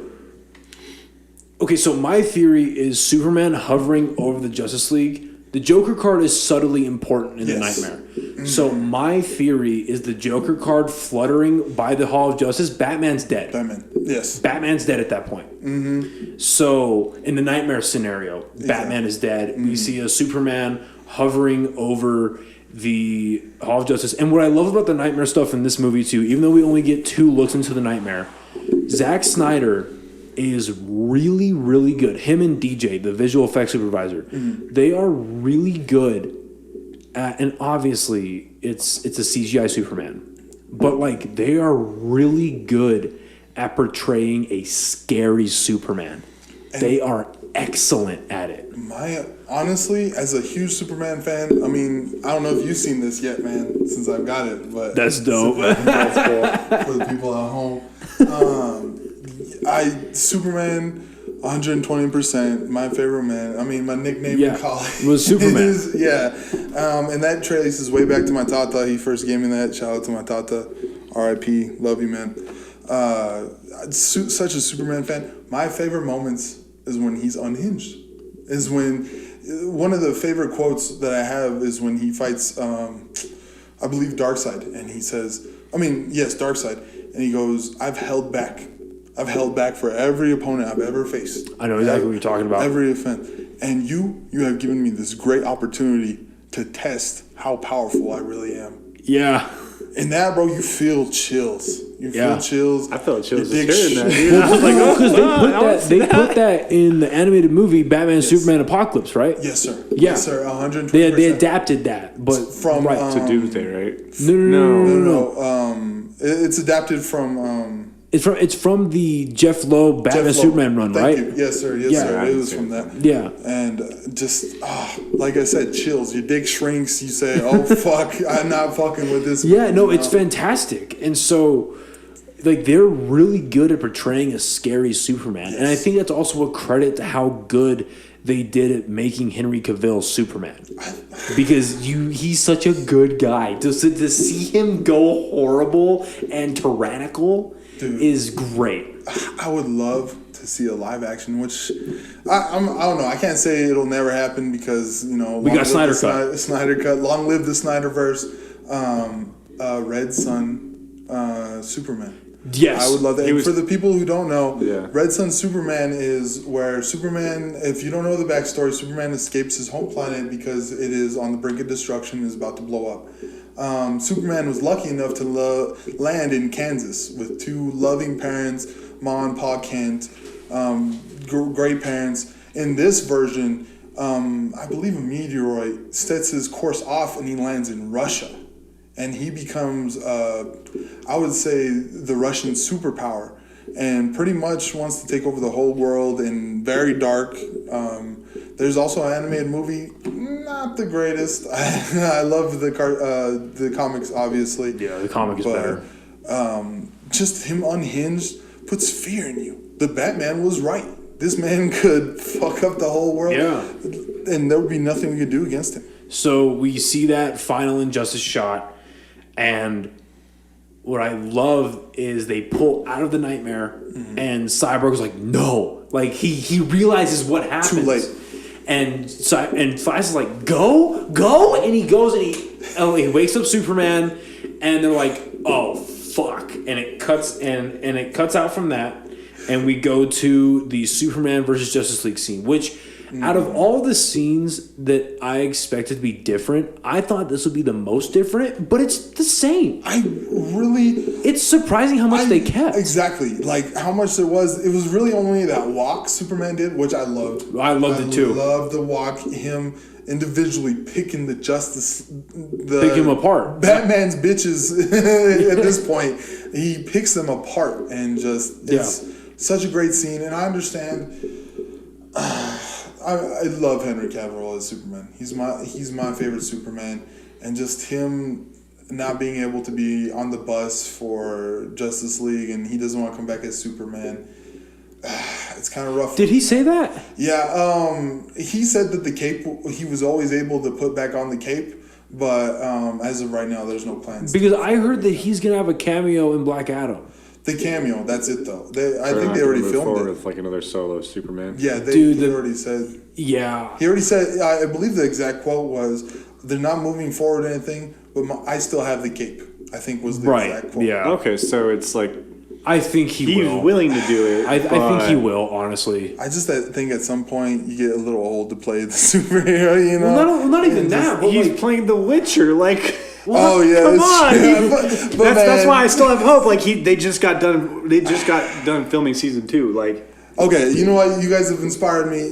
Hashtag Zack Snyder. Well, like it's WB. Like WB kind of fucked themselves in a good way. Like, and for our opinion, a good way. But like, they entrenched and allowed Zack Snyder to build so much of that universe that any movie they make for the foreseeable future is gonna have his thumbprint, but has to. And the thing is like he's still, him and Debbie are executive producers of the new Suicide Squad. Suicide Squad. I saw that when it was during the trailer. Yeah, I think it played during. So the it's like, why are you keeping the guy around? You're gonna use his Superman and Shazam. You're gonna use they just want the name. Yeah, you're gonna use his characters in Birds of Prey because he helped build Suicide Squad, the David Ayer version. Yes. Also, too, if that cut comes out, I'm not as sold on the Ayer cut as I am the Snyder cut, but like, I just know that the Ayer cut is gonna have a lot more Joker. That's all. But it's still. I think we'll get to it later when we talk about the Joker, and I have very concerning comments. Yeah, same. No, same. So anyway, so they bring back Superman. Superman comes back. He's fighting the League. We still have that great scene where Superman gives Flash the side eye, and that was hilarious. Superman. This is where you fucked up, moment. Yeah, and like Superman tries like caving in the Flash. Yes. Like, I don't know why I felt it. Maybe just because the whole movie's executed better, but when Superman was swinging at Flash and missing, it felt more animalistic. Yeah, it's like it was tension, dude. Tension in the movie. Yeah, there was a lot more tension. It's like if he was touches, like, he's gonna fucking murder him if he touches him. If he pinks him, just the edge of his finger, gone, thrown into Gotham Harbor. So I'm sorry, I didn't even talk about this part. So before Superman comes back and we have the battle on Monument Park, we have the almost acceptance stage of Lois Lane, and Lois Lane's coming to the park for the last time, and one more time. Yeah, she gives the coffee to the police officer, and he goes, "Hey, I didn't think you were gonna come." And she goes, "Yeah, one more time, or one last time, whatever she says." And she's there, and she's ready to accept that Clark is gone. And I love that so much more than in just the 2017 where she's like, where Clark comes back and like, I wasn't strong. Like, did you cheat on Superman? Did you cheat on the super dick? Like, that's the best dick you're ever gonna get. This is proof you can have the power, the money, the recognition. Straight up alien schlong. That it probably had little purple divots on it and shit, and women will still cheat. So I was like, did Lois Lane cheat on Superman? So, but thank God. So on that token, if he's dead God, though, I don't know if that counts as cheating. The kid is Bruce Wayne. Well, on the thank God. So we'll get to that. We'll get to that. We'll get to that. Just opening a can of worms. Yeah. So in that same token of thank God it's not canon. That whole interaction where they were thinking about bringing back Superman, when Diana and Bruce are going at it, I kind of liked it just because of like, oh, cool, like disagreements in the League. But then as that universe carried on, and you get Wonder Woman 84, and it's like, well, how does that make sense if nobody knows about her? You're just ruining the canonical anything. So thank God that's gone. Yes. Anyway, exactly. so Superman comes back. He's absolutely destroying the League, and Lois Lane saves Batman. Really, because Batman's ready to die. No, because Batman's ready to die, and they have the gauntlets that they're talking about in the T scene. The solar absorbing. So he breaks one of the gauntlets, and he's trying to absorb it with the next one, and Lois Lane steps out. And what's awesome, though, again, visual storytelling. So if you go back to Batman vs. Superman, when Batman's at the gala, and Alfred's talking to him, and Bruce Wayne goes, "Hey, I can't stay down here for 7 minutes." And Alfred goes, "Go upstairs and socialize. Maybe a young woman from Metropolis will make you honest." Yes. Well, now in this scene, Batman's accepting what he did wrong. He's ready to die for it. He's accepted his mistake. Bro. And Lois Lane comes and saves him. A young woman from Metropolis. Makes him honest. Like, it's so good. But back to tension again. Damn, was I ready for Soups just to fucking Fry murk Lois Lane, dude? Yeah! I was like, is he gonna do it? Bro, I was ready for him to just toss him up to the moon and just be done with it, man. Just like one punch to fucking Batman Yeah, I thought and he then was to gonna fucking ruin it. zap And fucking also- Lois Lane, dude. Oh, I was So like, then, I know what you're the most happiest about from that scene as well. I know what you. I think we even messaged each other and we were like, "Oh my god, I'm glad that it bleeds. It bleeds." Oh, when they did not include that, I was so happy. The whole "it bleeds" scene. Have you seen that one? With the okay, so what Josh he's Whedon talking about, for the few of you who haven't watched the 2017, so there's a part in the 2017 where Joss Whedon thought he was cute, and he has Superman rush to Batman.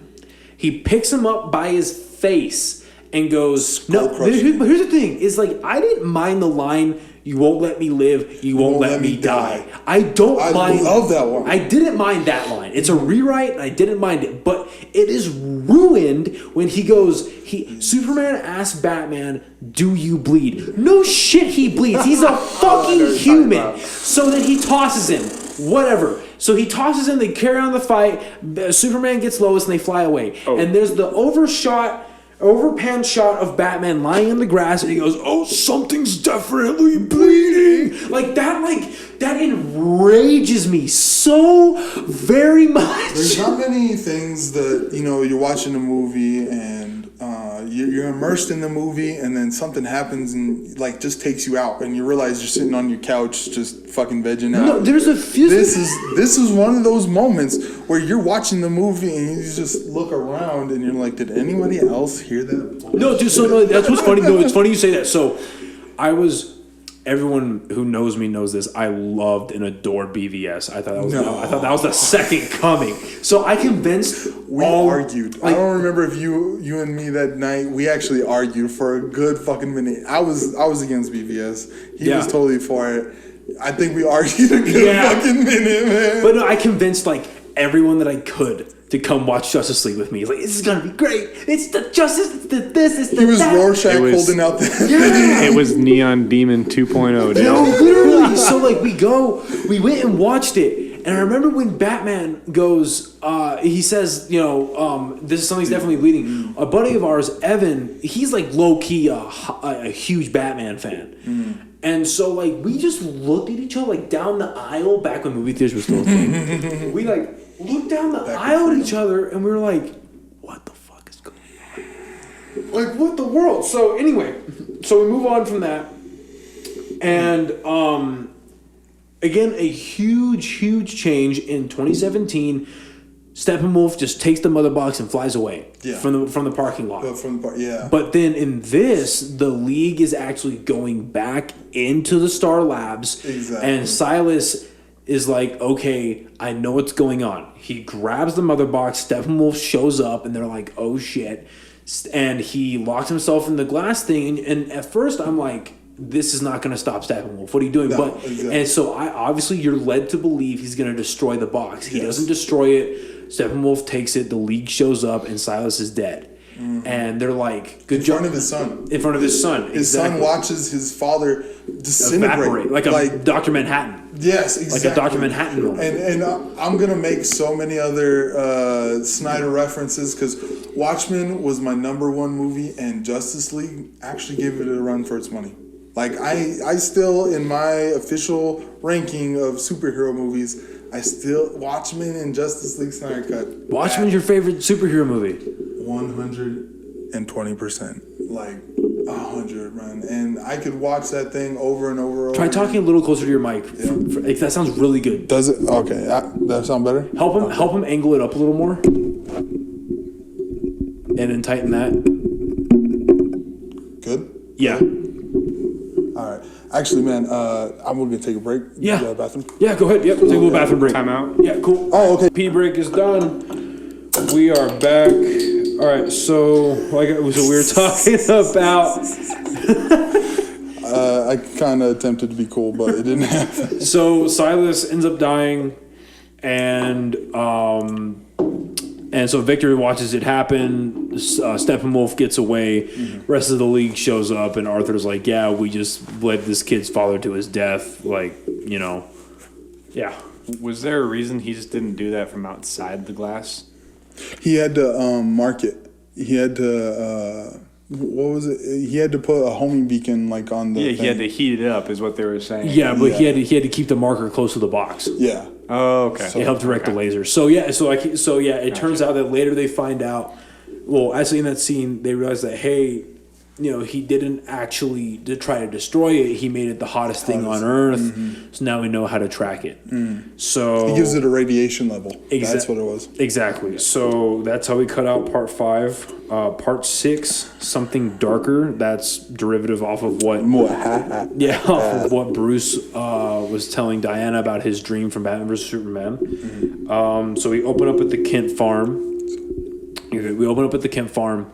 And what I thought was cool was like Clark's kind of exploring, figuring out where home is. He actually says, this is home.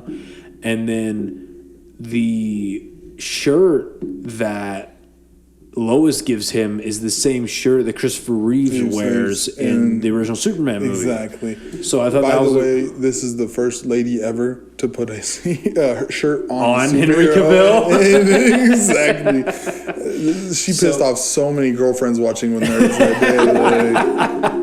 day. So I remember watching that scene, just like, all right, this is great. This is like emotional as shit. This is awesome. Where is Martha? And then she finally pulls up, and they have that great moment together, and they're back. And Superman has that great line. The line in 2017 didn't really mean anything. Like, it didn't really make sense. He goes, "I'm the idiot who left. You got killed, dude. Bro, you didn't leave." That's like saying, "Oh, sorry, the soldier went off and died in war." Like, he's not an idiot for dying in war. That was a sacrifice for the betterment of the people. No, exactly. So he protected his home. Yeah, exactly. So he's like, but in this one, he goes, "I've been given a second chance. I'm not sure why, but I'm going to figure it out." Like, that's awesome. Like, that's there's hope in that statement. So much logic. There's a lot of, and that comes back to the buildup of everything that comes up. Now you see Superman piecing it together, and the team needs me. Obviously, they brought me back for a reason. Exactly.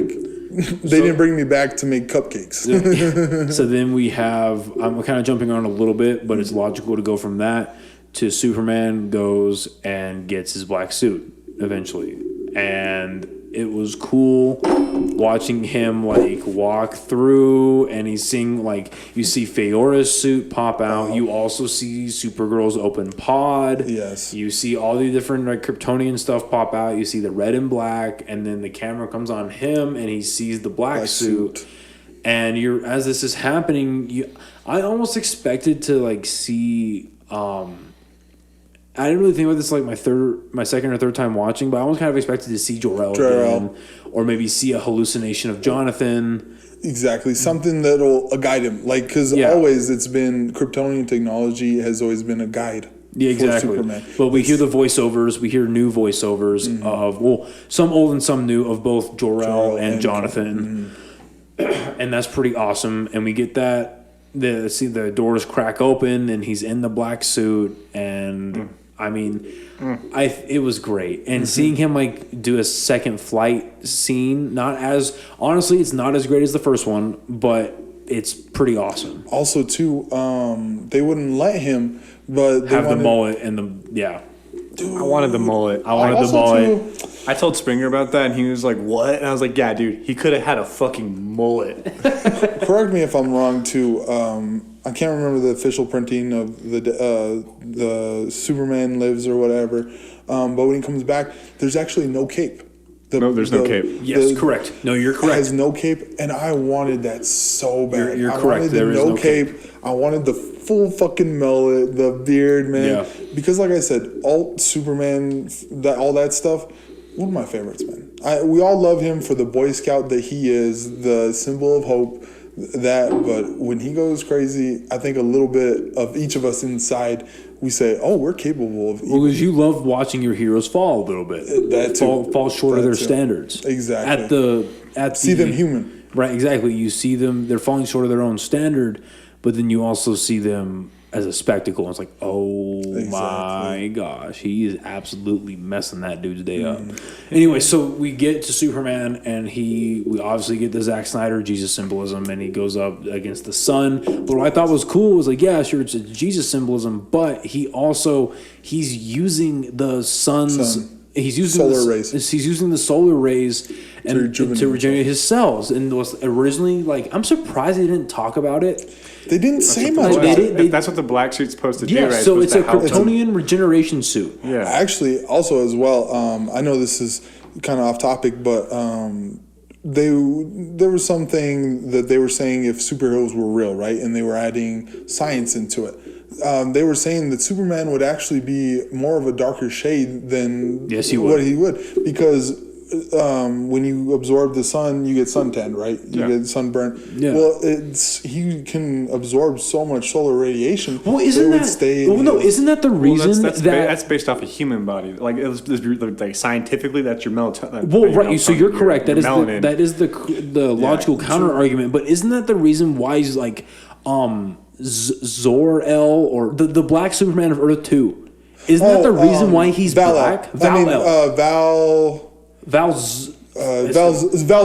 because he's a descendant of Zod. Yes, that's Val-Zod. Right. Isn't that the reason why Val-Zod is black? Exactly. It's because he's over absorbing the cells. Also, that fucking suit is dope. The blue, red, and silver. Jimmy, pull that up. Oh wait, my bad. We're not that famous yet. Hit the like button, subscribe.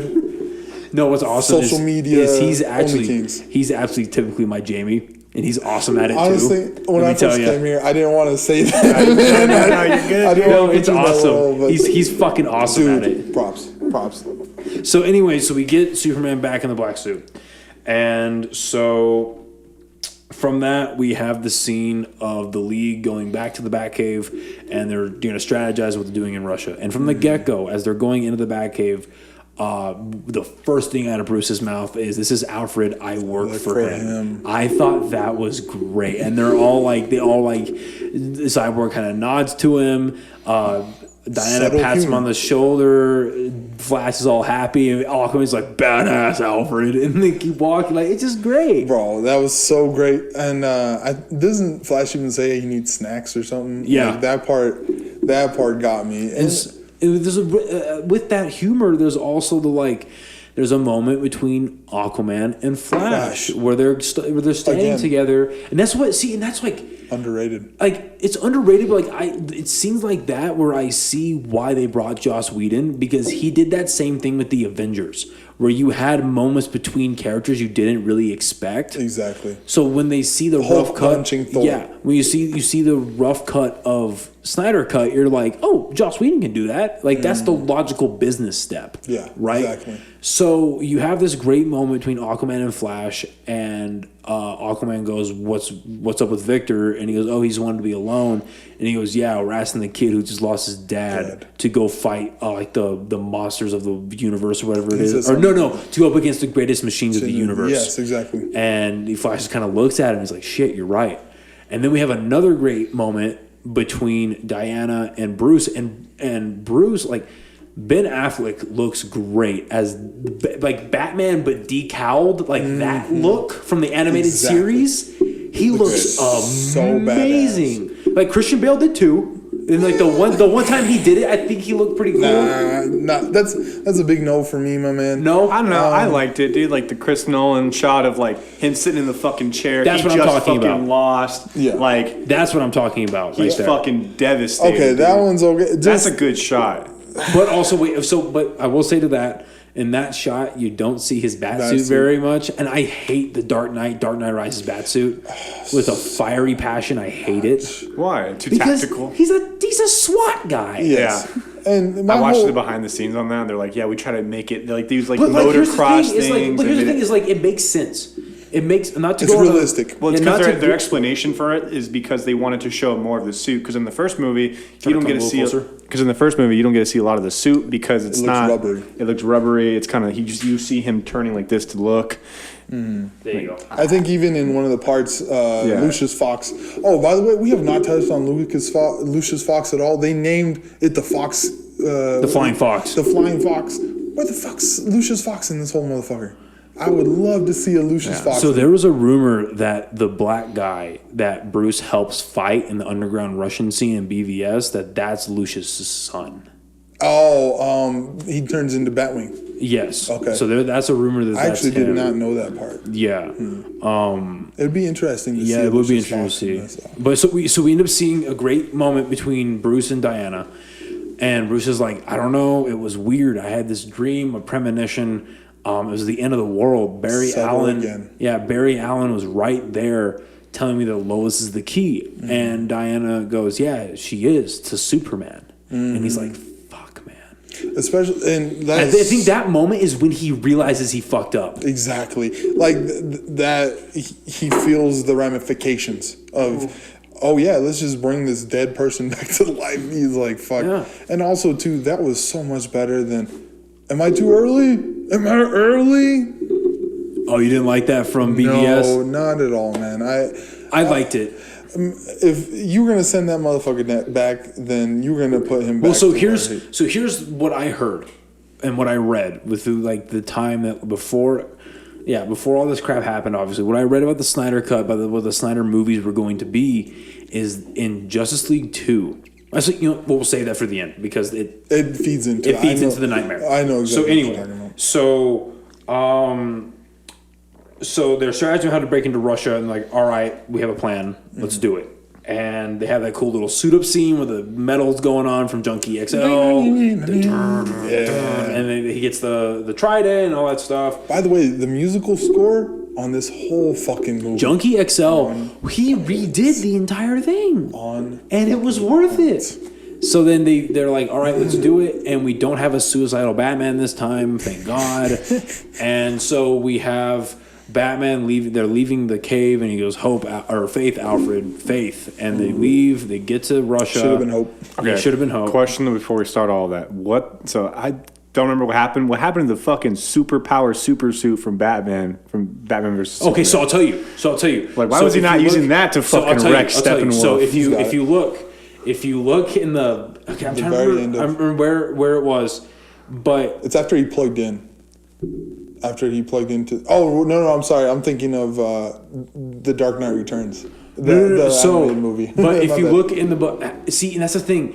I think it actually made it into the Justice League, but not the Snyder cut. But in the behind the scenes of the set, you see and it might be in BVS too. I'd have to rewatch it.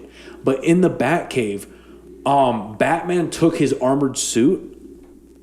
Why is it sounding so weird? Batman took his armored suit and he hung it up in the Batcave as a reminder of what he did to Superman.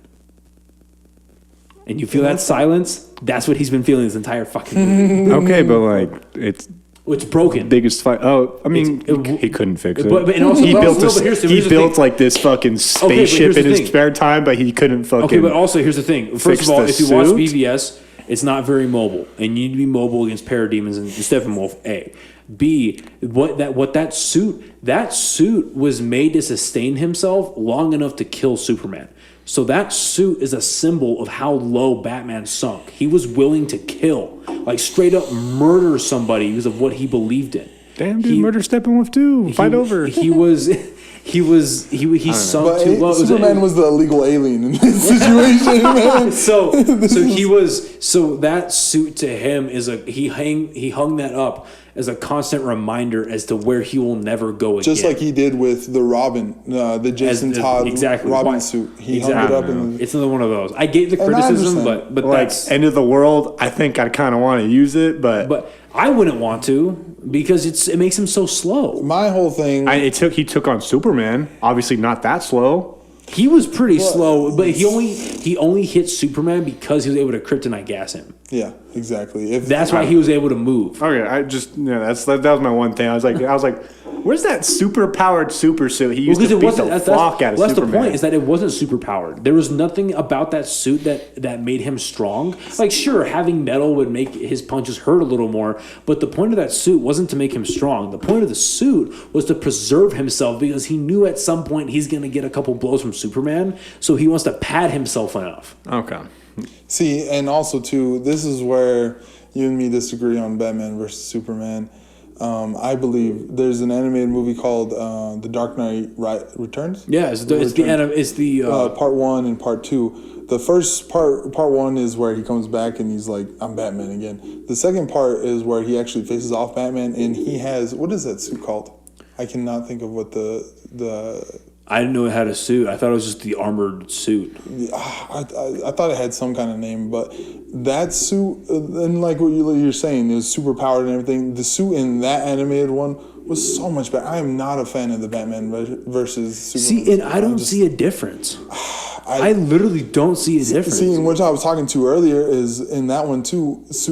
Batman plugs he has like an outlet that comes out of his suit, and he plugs into the streetlight and gets all of. So that would make more sense. Then I'd be like, okay, he doesn't have the suit because he has to be constantly plugged into a power source. He ruins the suit that way. I think that. No, finish. Why did he charge the suit though?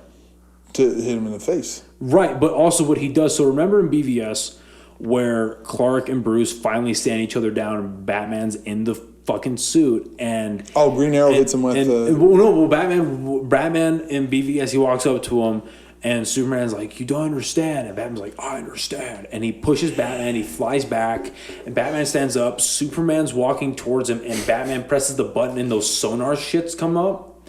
That's a replacement. So in The Dark Knight Returns, Batman plugs himself in, right? He gets a charge, and he gets these. Yeah, he does have a couple like electrical, solar gauntlets, like electrical attacks a little bit. But what that charge is doing is he has these micro sonar shit in his gloves, and he like palms Superman's head, and it vibrates, and it vibrates his head. And so in BVS, when those sonar things came up, that's replacing shit. That's replacing this. It's just it's a thing of visuals. Okay. And see, I love that visual.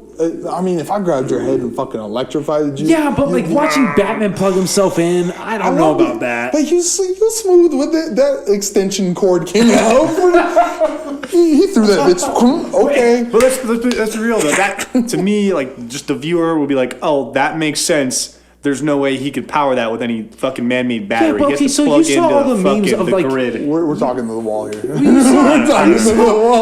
don't want to get hung up on the suit too much. But you saw the memes of the Martha scene, the memes of the Batman electrical cord. That would have been the meme of the century. I mean, the whole movie was a fucking meme. Anyway, whatever. so moving on. Let's not talk about Martha. That whole thing still gives me nightmares to this day. See, and I like that scene. So yeah. Anyway, moving on. This table, so we have. Never mind. Don't invite me. So we have the Give Justice that League. fucking shirt back, dude. So the Justice League. The Justice League decides that they're going to go. See that he covered it up, so he didn't have to offend me any further. So they decide they're going to breach Steppenwolf's wall. Batman finally breaks in, knocks down the tower. The whole entire thing falls, and the Justice League comes in.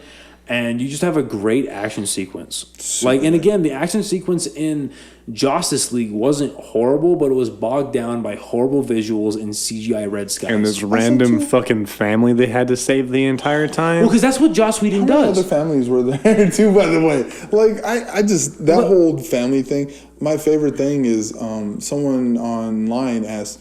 So was the family in your original plan? By the way, Zack Snyder never watched the Justice League. Yeah, he never. Yeah, straight G. And he's like, "What the fuck are you talking about?" And he's like, "What Russian family?" Oh man, that's a classic quip. Yeah, that's a good one right there. Yeah, so like, but that's what Joss Whedon does. Is he takes the characters. He was gonna say cares. He takes the heroes who aren't necessarily doing anything at the time, and they're like, and he goes, okay, here's an errand to go run. Exactly, side quest. And he gave an errand to the Flash. And ask any gamer out there, what's the most annoying thing you'd do? Side fucking quests. A stupid side quest. Fucking quests. So then we have a great sequence where the league they're finally playing off of each other. They're playing off of their strengths. They're dividing and conquering. Batman still gets like the Batmobile torn open, and then one woman comes in, cuts off their heads. They're fighting together. The rest of the league catches up, and they have that awesome like splash page moment where they're all like slow motion flying in. And so thanks, Marvel. The Oh, come on, they did it first. Just because you didn't first doesn't mean Ultron, you did it Age of Ultron, they're going in. The Force one is what you're talking about? Yeah. I will say, it looked really good, though. Yeah. And also Batman, too, the Batmobile just fucking... Also, too, I think it created so much more for when Aquaman was on top of the Batmobile. He's like, my man. Like, there's literally no difference from the exact scene where he's driving on the car to him. But they took out the whole pitchfork line. The pitchfork line. They took out the pitchfork line, and then when Cyborg catches Aquaman, he doesn't say the ride isn't over. He goes, what the fuck does he tell him? He says something else. He says something different. It's very short, and Aquaman still goes, my man. The one criticism I do have with silencing Aquaman's lines is Jason Momoa he's an Islander. And so what I loved was in the 2017 was watching him give out the chants. Yes. I mean, going to Nemi, like that's what I was just gonna say. All three of us, you all at home, we all went to the same school, New Mexico Military Institute, where they recruit out of America Samoa for their football players, which I played on scholarship at Nemi, and we had a locker room full of Samoans. The nicest people. If you look at them, they're giants and they're monsters. But the minute they open their mouths, the nicest people you will ever meet. They are warriors on the field, gentlemen on the streets. Let me tell you, these men will give you the rice out of their rice cooker. They will treat you like you are family. More than any other culture I've ever been, and I haven't been introduced to too many cultures, but these people are the nicest. Yeah, so I loved watching Jason Momoa go and then running. Yeah, so doing the hookup. You heard that a little bit here, but not as much. You still have the scene of him surfing on the parademon, and he breaks through the building. And the CGI in the 2017 was god awful. In this, it was miles ahead. The house crumbling looked like garbage. It looked like you were playing a 2002 Grand Theft Auto game. Yeah, it was terrible. It just looked so bad. No, Bad Company. Bad Company, when you could destroy buildings, that looked exactly the same. This looked so much better. It just looked gorgeous. So then you have... So they're progressing through. They finally get into the main reactor, and they're fighting Steppenwolf. And they're like, okay, we've got to distract Steppenwolf so that Cyborg can connect into the mother box. Barry is running around at 1,000,000 miles an hour to build up a charge. And this, talking about tension. Building this is because again, as deep into this Snyder Cut movement as I was like, okay, this movie's gonna end one of two ways. The way it did, or Darkseid's gonna win.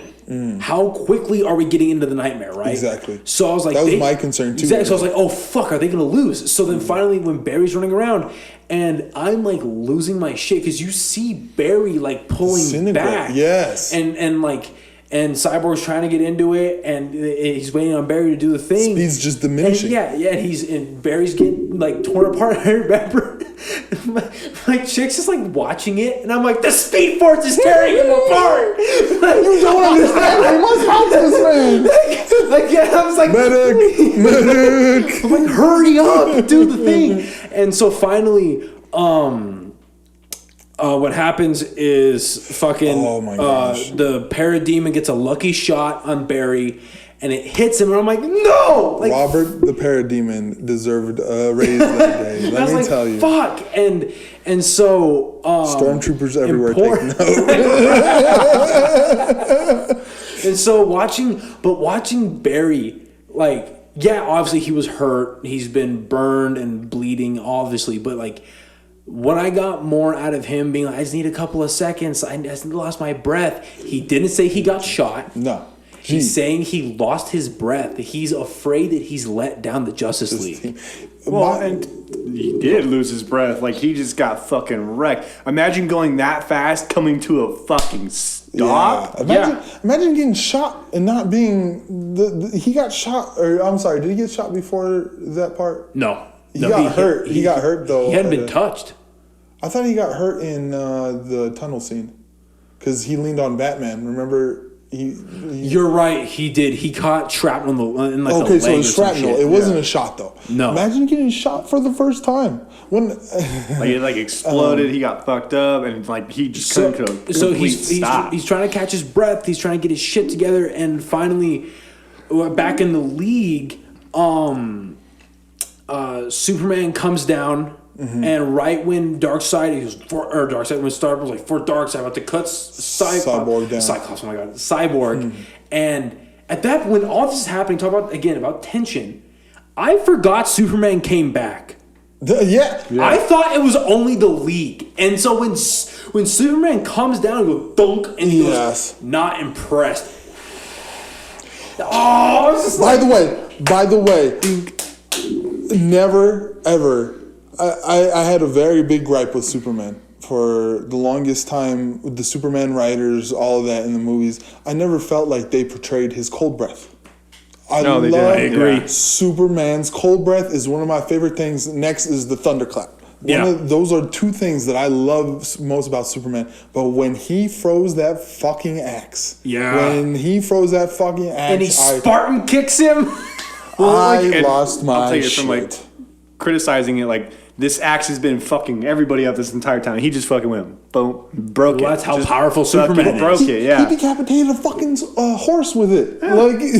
So, quick opinion. The heat flare superpower that he gets in the New 52 when Jim Lee was when John Romita Jr. was drawing it. Solar bomb. The solar bomb. What'd you think about that? Just quick opinion.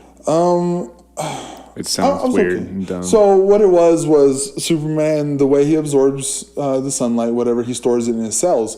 In this one, he was able to release all the sunlight at once from his cells. So it was pretty much a big nuclear explosion of sun heat. And I could see it, but it would take so much... Can you release the energy in your cells right now? I'm doing it right now. Oh, well, I don't feel shit, so... 97.3 degrees, baby. Hey, at least we know you don't got the Rona, man. But just my thing is... then Superman's on a different level, obviously. Alien. Mm-hmm. You know, he can control parts of his body that none of us can. He fucking flies. But just exactly. Like, just that part... Because it was super controversial among It wasn't the fans. Flying, it was the solar radiation out of the cells. Well, because I get it. It's like we already have kind of one thing that you can't really explain. Yeah. Don't add another thing. Exactly. It's like in the Star Wars, how they did the Force heal.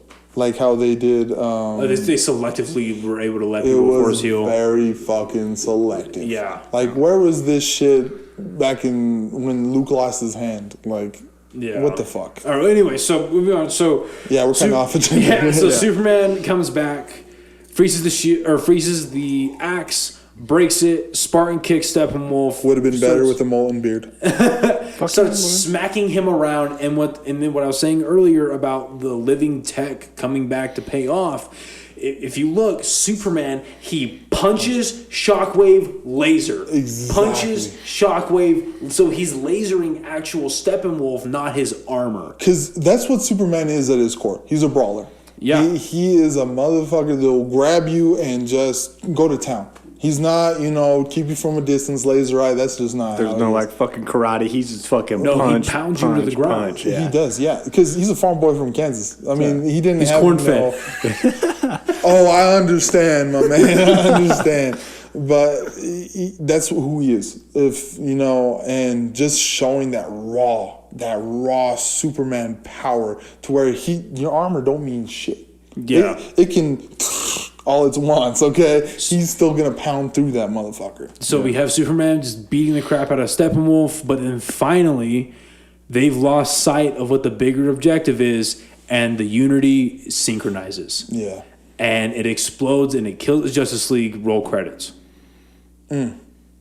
But then the Flash decides to literally, he's like, gotta heal, and he stops it, enters the Speed Force immediately. Bro, from dead stop. From a dead stop. That's the equivalent of Usain Bolt going from a plane, just standing there to a fucking photo finish fucking... Gold medal. Yeah. Exactly. So he stops, vibrates into the Speed Force, and he's like, all right, gotta go fast, we gotta break the rule. Gotta go fast. Yeah, gotta go fast.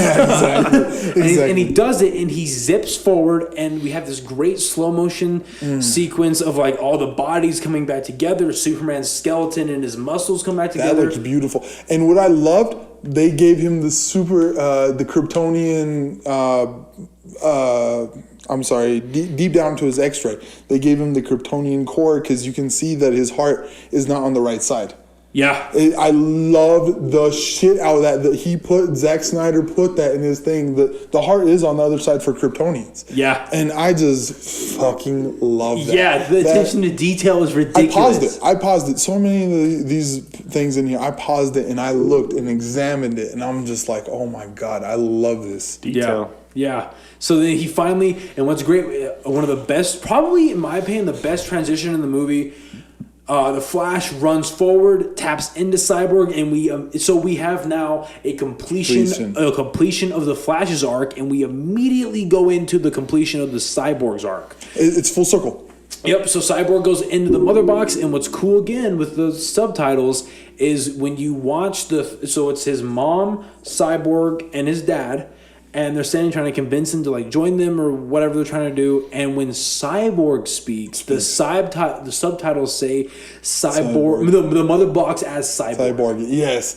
And also to watch the subtitles on TV, people. You miss so much of subtext and everything if you don't watch it without subtitles. Yeah, it's weird. It's honestly, and it's dependent on the director. So yeah, if people listening, obviously because you don't watch subtitles very much with Zack Snyder, but like when you're watching Snyder's films, put the subtitles on. Even all the way back to Dawn of the Dead, like you'll get some cool stuff out of it. Actually, too, speaking of that, in Dawn of the Dead, when the shit goes crazy and she's driving down the freeway and you see like a city view of the city, the radio comes on and you can't quite hear it, but on the thing on the subtitles it actually says where it broke out. I can't remember exactly what it says. Yes, it does. But yes, in the very beginning of the movie. Yes. You are correct. Yes. And like when like the car crashes and the other car goes into the gas station and it blows up. Yep, you're correct. You are yes, you are correct. And I just love that. I love subtitles. I've always been a lover of subtitles. I'm hard of hearing anyway from all my years of football, but just subtitles add so much more to a movie. Yeah, they can. Like you said, with the right director. With the right director, they definitely can. So anyway, we get into the Cyborg stuff, and we get probably my favorite line out of the entire movie when the mom goes, "Oh, my broken boy," and Cyborg goes, "I'm not broken," and he shoves his hands into them because he's splitting it apart. He's splitting apart the sirens from the history lesson, and he goes, "And I'm not alone." And he breaks out of the Mother Box universe, and he yells for Superman. Superman rushes over. They are ripping, and they break him apart. But even though they've broken them apart, that Mother Box is still open, which opens the question, how fucking powerful is Darkseid that he was able to maintain a boom tube even though time got reversed? Exactly. That power has to be unworldly because it's not seen in the Snyderverse, at least. Like in that, it's insane. And the fact that they also too, I don't know if you guys heard, New Gods, they were canceled it. Yeah, and New Gods directly plays into Darkseid. Yeah, well, we'll talk about that at the end of this. For sure. I do want to bring that up for a little bit, but yeah. So we finally get the Unity gets broken. And Steppenwolf was kind of in shock. Oh, I'm sorry. Superman lasers off his horn. I don't know how I stepped over that. I know, dude. I have missed laser vision used properly. Yeah. Like, I really hate when it's just pew, and he's shooting someone from a distance, man. That man uses laser in his everyday fight. Like, if you're coming at him, if he would fight a Green Lantern, he would be punching him and use his laser like to cut off the hand. Wait, just is like Darkseid. Is it laser or is it heat vision? Heat vision. Heat vision. Okay. Apologies. I just didn't know if you Yeah. guys didn't know something I didn't know. Oh, fuck. I'm going to shoot fucking lasers like a robot.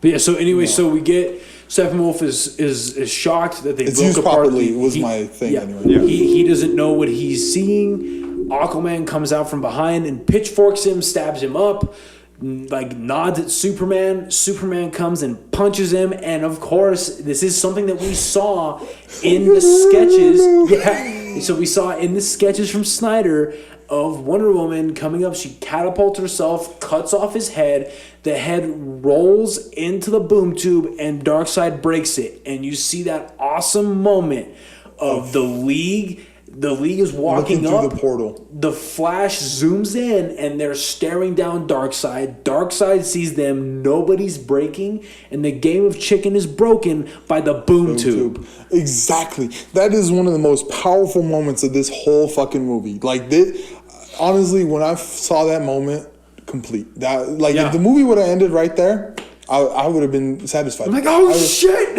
It was so 300. It was very 300. Bro, I'm going to send you your general's head. Come get me.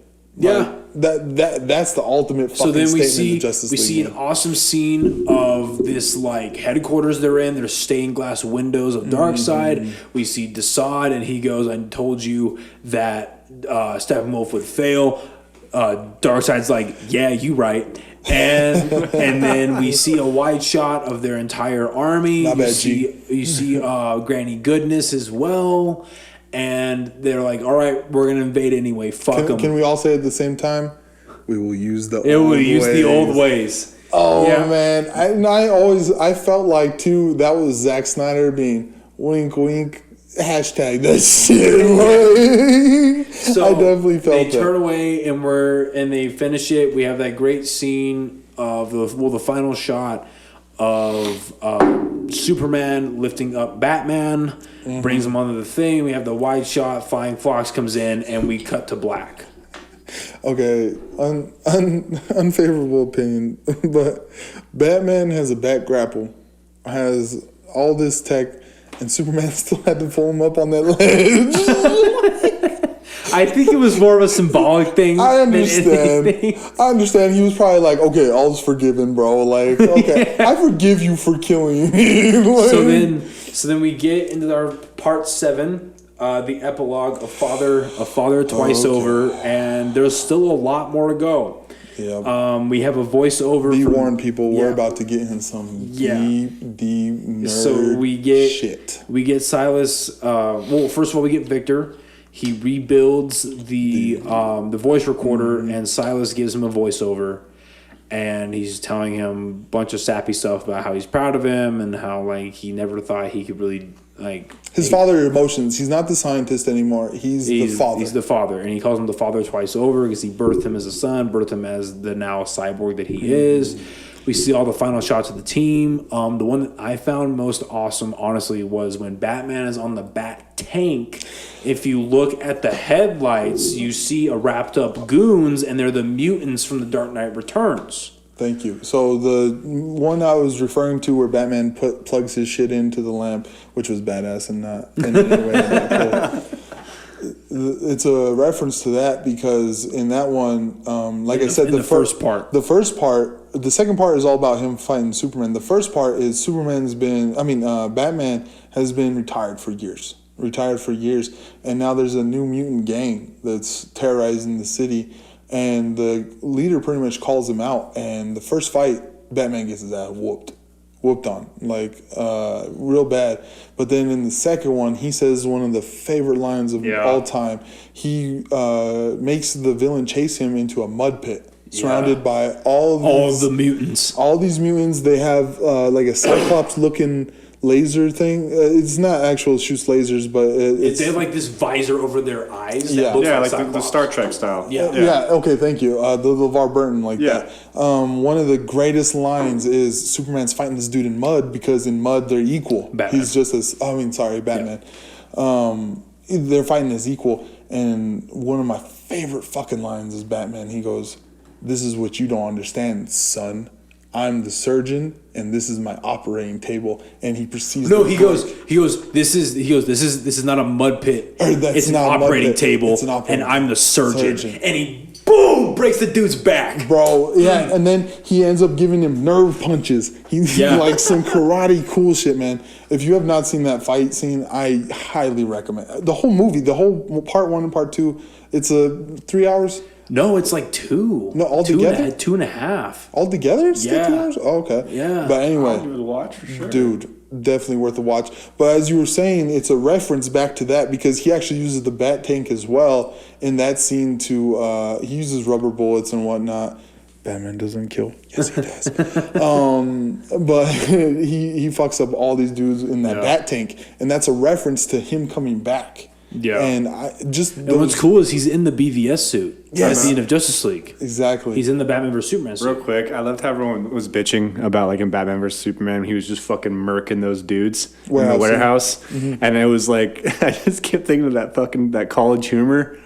Where they did that thing. Yes, Batman doesn't kill? Yeah, where the Batman doesn't kill. So have you seen that? Oh my They're God. sleeping. Like, do you think he wasn't killing people this entire time when he threw them off the roof? So the folks at home, you really have to search Batman doesn't kill people College Humor. Go look that up in Pete YouTube Holmes right Batman. now. Yeah, it's fucking hilarious. And it is just hilarious. It'll make you laugh. So we see Batman on the Dark Knight Returns tank, and we see the mutants tied up in front of it. And then we see Superman rip off the shirt with the black suit, and that's how it ends. And then we get a skull in a car. Yes. And we pan out to a desert wasteland, and it is now the reshoots that were done in October of last year, and we enter. Oh, I can kind of feel it. Okay, we're entering the nightmare. And so now we're gonna go deep delve into this. So we enter the nightmare, and now now we kind of get into like what can the future be. And so we enter the nightmare, and we see a team. Well, Batman comes out. We glossed over the Jesse. Oh, you're right. Jesse Eisenberg. You're right, Jesse Eisenberg. I just wanted to touch on that. Right, no, you're right. So we have basically the same scene from Justice League, but it's Jesse Eisenberg and this is prior to the nightmare. Yeah, prior to the nightmare, we have Lex Luthor and Slade. But instead of them setting up another Justice League movie, they're setting up the Batman movie. They're setting up the solo Batfleck movie because Lex Luthor tells Slade that Bruce Wayne is Batman. Spider-Man's real name is... literally. Peter Parker. The Mysterio, exactly the same thing. So then we go into the nightmare, and we see Batman come out. We see a ragtag team of Batman, Cyborg, Flash is in his nightmare armor from the BVS, and Mira and Slade. And Slade's got a mohawk, and he looks dope. And Joe Manganiello. Whatever the fuck his name is, he is a bad mother jucker, man. Yeah. Let me tell you that. I mean, if anyone else would have wore that mohawk, anyone would have been clown. And the mohawk was his idea too. Yeah, it was. I did see his post. He did a Twitter post where this is me. I think that's all it said. It was the thing, and that mohawk was bad. And so we get into it, and Cyborg goes, "How much further? We can't be out in the open. He's gonna find us." Batman's like, "Not much further. We have to keep going. We have to stick to the plan." A very driven Batman. You can see that his ass has been tore down. Yeah, you can see. We got to stick to the plan. We got to keep going. And Mira makes a comment about what he did to Arthur, which leads me to believe that she has been misled. She has been led to believe that Superman killed him when in reality it was Darkseid. And honestly, this is non-negotiable in my opinion. If Arthur or Mira stabbed the trident through Superman, it would kill him because it's magic. Because magic is his weakness, right? It is his weakness, but is the trident magic or is it Scientology? So if you're going with the New 52 canon, it is, but they kind of wiped it. Yeah, that's my thing. It's what do they want to go with? Is it a product of... or does it just channel magic? That's true too. Is it a product of Atlantean science and that type thing, but too they also say magic is just science we don't understand. Yeah. So I can kind of see that, but So science hurts Superman. no, Got it. no one would get close enough to Superman. No, they wouldn't. Yeah, Mira wouldn't for sure. Anyway, so then we see. wouldn't be able to. So we see them moving forward, and we get into the famous, well, now infamous, Joker, Jared Leto's Joker, and the Batman, and they're meeting, and well, basically what happens is Mira goes, "You've never lost anybody. Who could you have possibly loved?" And we hear a cackling, and it's the Joker, and he goes, "Oh." And he goes, I'm gonna let you. Before I say anything, I'm gonna let him finish this whole thing because I have very, very, very, very, very, very, very strong emotions about this Joker. But I'm interested to see your perspective because this is something we haven't talked in text, call, otherwise. Yeah. And you're Batman. You're the Batman fan, so I want to hear. So we see the Joker, and he goes, he lost someone like a father, a mother. And then Batman cuts him off and goes, son, I think he goes, be very careful what you say next. And he goes, an adopted son. And he kind of, in like the boom. And basically what this scene is they're going back and forth, cutting at each other. And Joker goes, how many people can you let die? How many people are you going to hold as they die in your arms? And he makes a very interesting comment where he says, how many worlds are you willing to let die? Because you don't have the cojones to die yourself. Which implicates a lot of things. Exactly. Flashpoint, fucking... So how many worlds are you willing to let die because you don't have the cojones to die yourself? And Batman goes, oh, I've been dead inside a long time. And then Joker says something else about like letting people die. And then now Batman opens up and he says...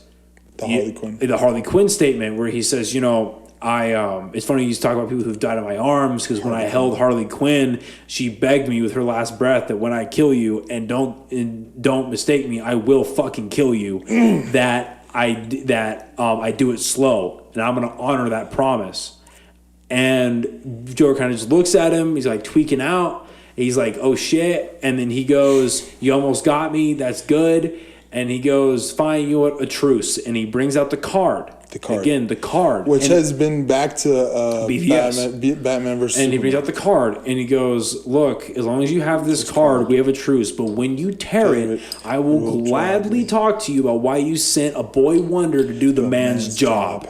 And that's finally when the rest of the team catches up with them, and they're like, all right, we got it. And Slade goes, do you really think it was a good idea to bring this guy along? And he goes, well, what do you think? Yeah. And then we cut the Cyborg. His detection sensor goes off. His danger sensor goes off. And he's like, he's found us. Superman drops down. They all get at the ready. We see Superman come up and the red eyes. And it cuts to black, and we see Batman, Bruce Wayne. We see Bruce Wayne wake up. We see Martian Manhunter drop down. House on the lake, by the way. Holy shit. At the lake house, and he's like, look, you know what? I've got a stake in this world. It's about time I start fighting for it. And they also call me, by the way, the Martian Manhunter. Bruce Wayne is like, thank you very much. Like, basically like, well, we're glad to have you. We need the help. And he flies away, and we cut to black. Now, so I'll take care of the easy part first. The Martian Manhunter. Okay. So the reason why I think Martian Manhunter hasn't been in the fights is because he's a bitch. is because Lois Lane is the key. Mm-hmm. And so when you have, if you look at Man of Steel, Batman vs Superman, and Justice League, consistently there is a contact between Harry Lennox's character, General Swanwick, and Lois Lane.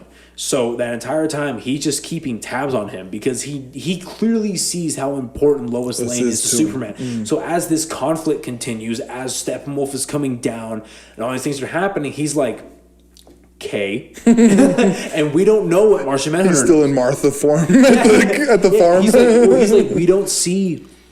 We don't know what Martian Manhunter knows yet. Mm-hmm. What if Martian Manhunter knows about Darkseid, and Martian Manhunter was nowhere near that conflict. Exactly. But he knows who Darkseid is. Mm-hmm. So if he knows about the anti-life equation, if you know about a superpowered being, you know about a love interest and an anti-life equation, it's not hard to put together that it's a shit show. It's a shit show. So if you take away the love interest, that person becomes susceptible to the anti-life equation. So maybe he's put 2 and 2 together that if we lose Superman, we lose the world. See, and that my whole thing is Martian Manhunter takes a Dr. Manhattan route to this. Yes. He for those. Well, that's the route he always takes. Exactly.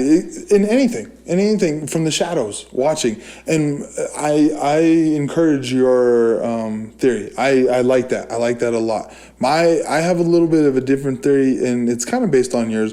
But my whole thing is Martian Manhunter's not of this world. He's got no stake in our world. If he wanted to, he could just fly to another world and be. He's not. He doesn't have his wife yet. I can't remember her name. Well, not that it shows. It doesn't show that Martian Manhunter has his wife yet. So he's not attached to Earth in any way. My whole thing is he's monitoring this and keeping a close eye on it because Superman's also a fellow alien. Yeah, he's watching. That. Well, and that's the other thing too. Is like, so if you're Martian Manhunter and you're like, oh, this person's in power, I'm going to impersonate him, and you happen to impersonate a black guy, and we don't know how long he's been here, and so he's watching how black people are being treated in America. Exactly. No shit, you're going to stay in the quiet, and then you see an actual alien just like you come down, and you see how they're treating the alien. Yeah, maybe it's easier to be the dude. They literally wrote on his fucking chest, "Gods don't exist," on his statue on the thing. False God. False God. I'm sorry, false God. That's God doesn't exist is from the outtakes. Yeah. I believe. Yeah. But why would you put out your neck, your long dragon neck, when he transforms into that dragon? Why would you put out your neck for Earth that's not going to accept you? Yep. Probably going to try to kill you. Yep. And all while you've already more than likely taken prejudice as the form you've accepted as a human. Exactly. Like, why would you want to do that? So now, but then he has also probably seen the strategic advantage of being a military leader that's very close to the president. And then he's also simultaneously able to be in close contact with Lois Lane. Exactly. And the key to Superman. And if you watch Watchmen, if you guys have seen Watchmen, the whole arc of Dr. Manhattan trying to get him out of the world. So, spoiler review if you haven't seen Watchmen. The whole point of getting Dr. Manhattan attached to humanity is so that they would turn against him and make him flee, leaving... This world has no Dr. Manhattan, no Kryptonians. No protectors. No protectors. And that's... So Ozymandias can come in and mess everything up. And that's exactly the way that they're treating Dr. Martian Manhunter.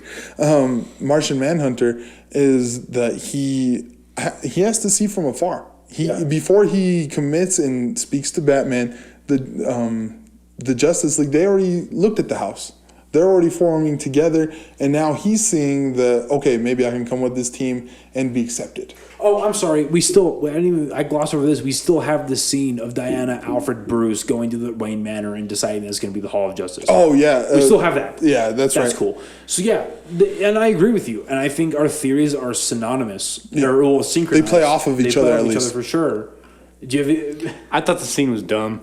I don't know. Like, it was just like Martian Manhunter. Like, hey, I'm a fucking random alien. I'm on your side now. He was like, okay, and he just goes back to bed. Like, no questions. He's just like, yeah, random fucking alien. People, this is why we included him in the comments. This is why we have to break it down. We have to be humble. We have to be humbled.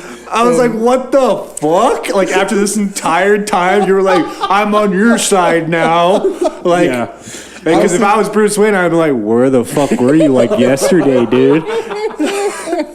But no, you're, all right, dude, welcome to my house. Feel free to make yourself at home. I'm going to go back to bed.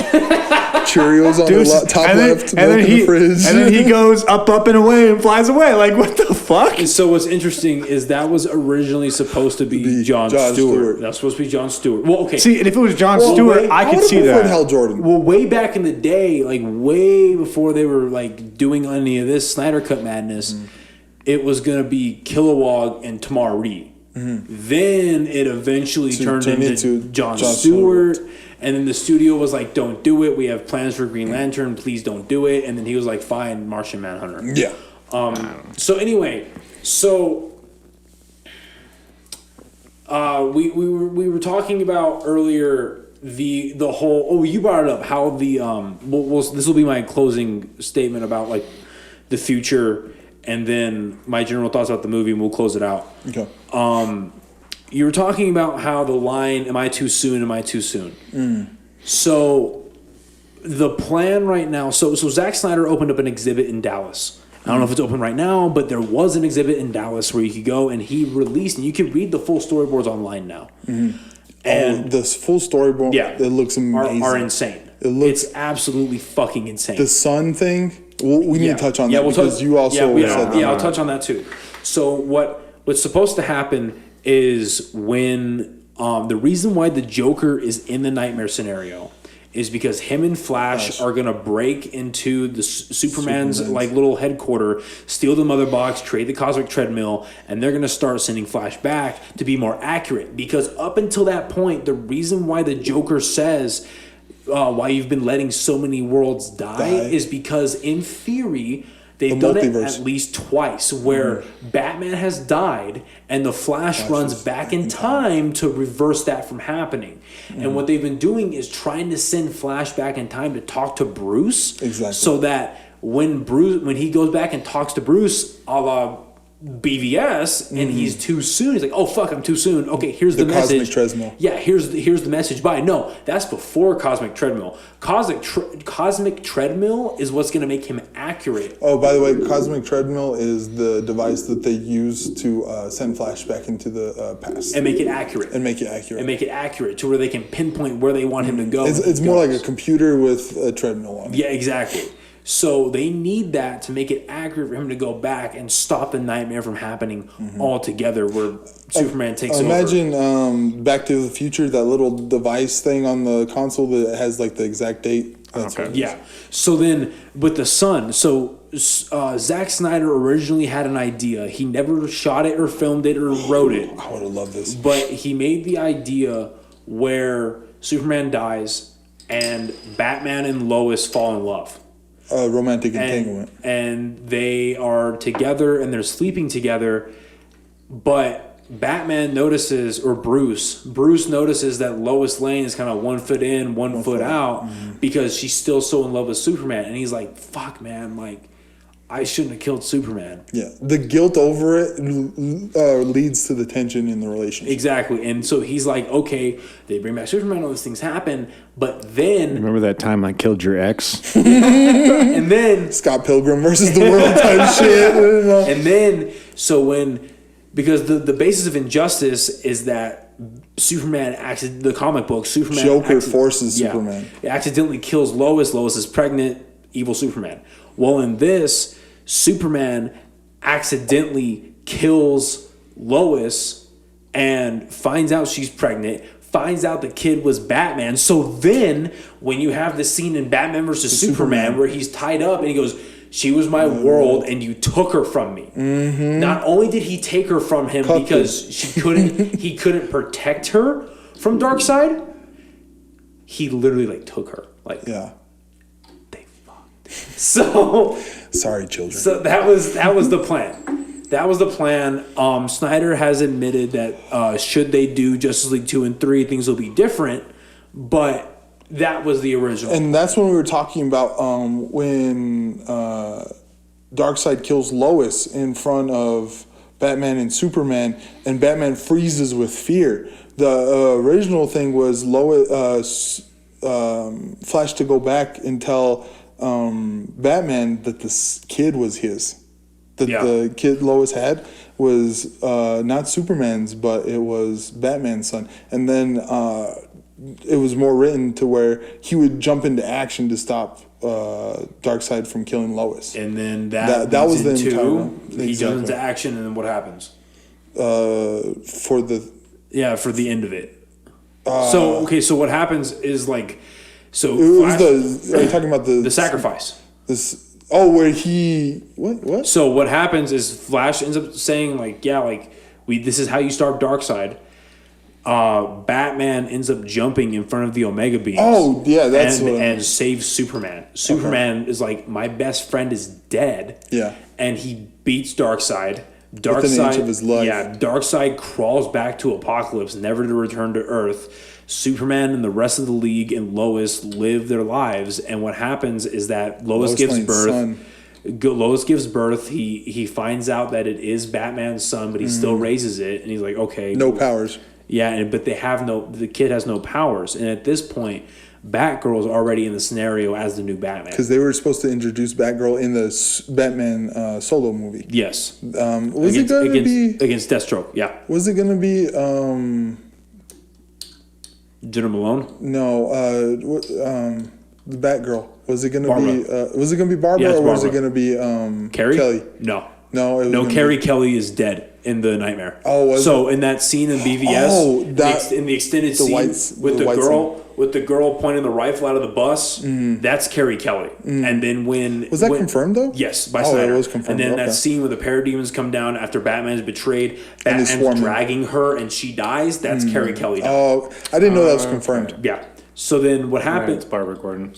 No, that's in the Nightmare. That's in the Nightmare. So Nightmare doesn't happen. Batgirl's running around as the pseudo Batman, and when Clark and Lois's and Batman or Bruce's kid grows up, Clark is the father.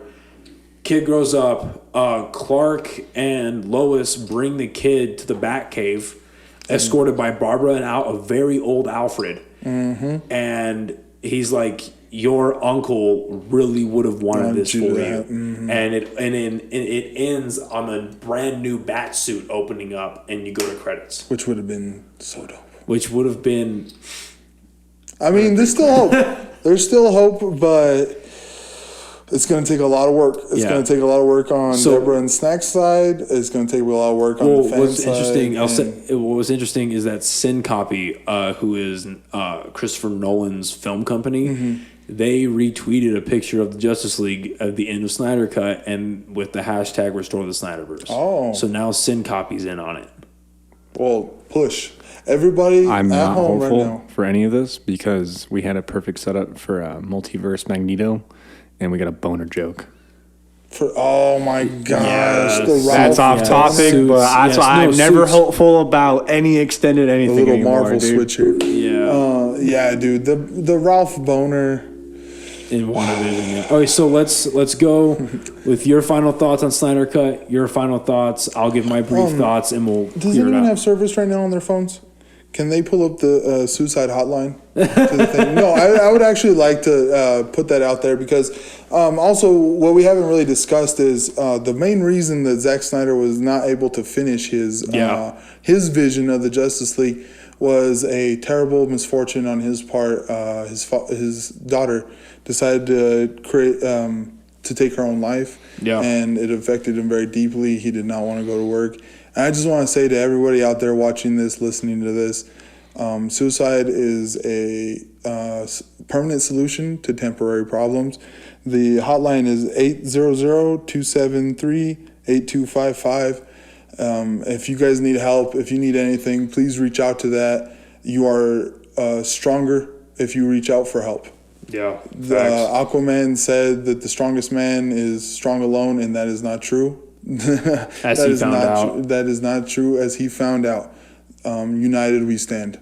Yeah, facts. Thank you. Thanks, man. No, that's a real thing. I mean, I think, and I said that in my solo review that I did, and I'm glad we got to bring it up here. Like, beneath all of the hype of like, we get to see the Justice League movie, a better Justice League movie, like any funding that was raised that didn't go to marketing the movie, like fan marketing, all of it went to AFSP, the American Foundation for Suicide Prevention. And like even like and I'll throw the links back in this video when I post it. Thanks. But when I put up my first review, I put links to obviously the suicide prevention hotlines and the actual page where you can donate. But if you go to inktothepeople.com and you buy one of these shirts, you buy a beanie, a hoodie, whatever it is, all of that money all of the proceeds for it go immediately to the AFSP. By the way, people too, Zack Snyder took this amount of money for this whole movie. Yeah, he didn't get paid for it. He did not get paid for it. This was a love passion. Yeah, a passion project. Yes, labor of love. And at the very end of the movie, in fact, it says for autumn. For autumn. And so I'll say this, and I'll let you get your final thoughts of the film. As the credits roll, and I forget the lady's name, they play Amazing Grace. And the lady who sings Amazing Grace at the end of Snyder Cut is a family friend of the Snyders. Oh. Okay. And Amazing Grace was Autumn, the daughter, was Autumn's favorite song. Oh. And at Autumn's funeral, this woman who sings it at the end of Snyder Cut... Grace Randolph. No, that's not her. Thanks, Jamie. No, that's not her. Grace Randolph is a reviewer online. No, I just read the first thing that popped up when I said that. Yeah, that's not her. But the lady who sings her version of Amazing Grace at the end of the Justice League is the person that sang Amazing Grace at Autumn's funeral. Okay. Which is pretty awesome. Yeah, that's a good full circle again. Yeah. In the Snyderverse, full circle. Yeah, it's pretty awesome. So, what are your final thoughts on the Snyder Cut? What do you give it out of 10? Like I said, I gave this review earlier. It's definitely a 9.99998. That little 0.00002. Like, of course, everybody's gonna have their reserves, their little gripes.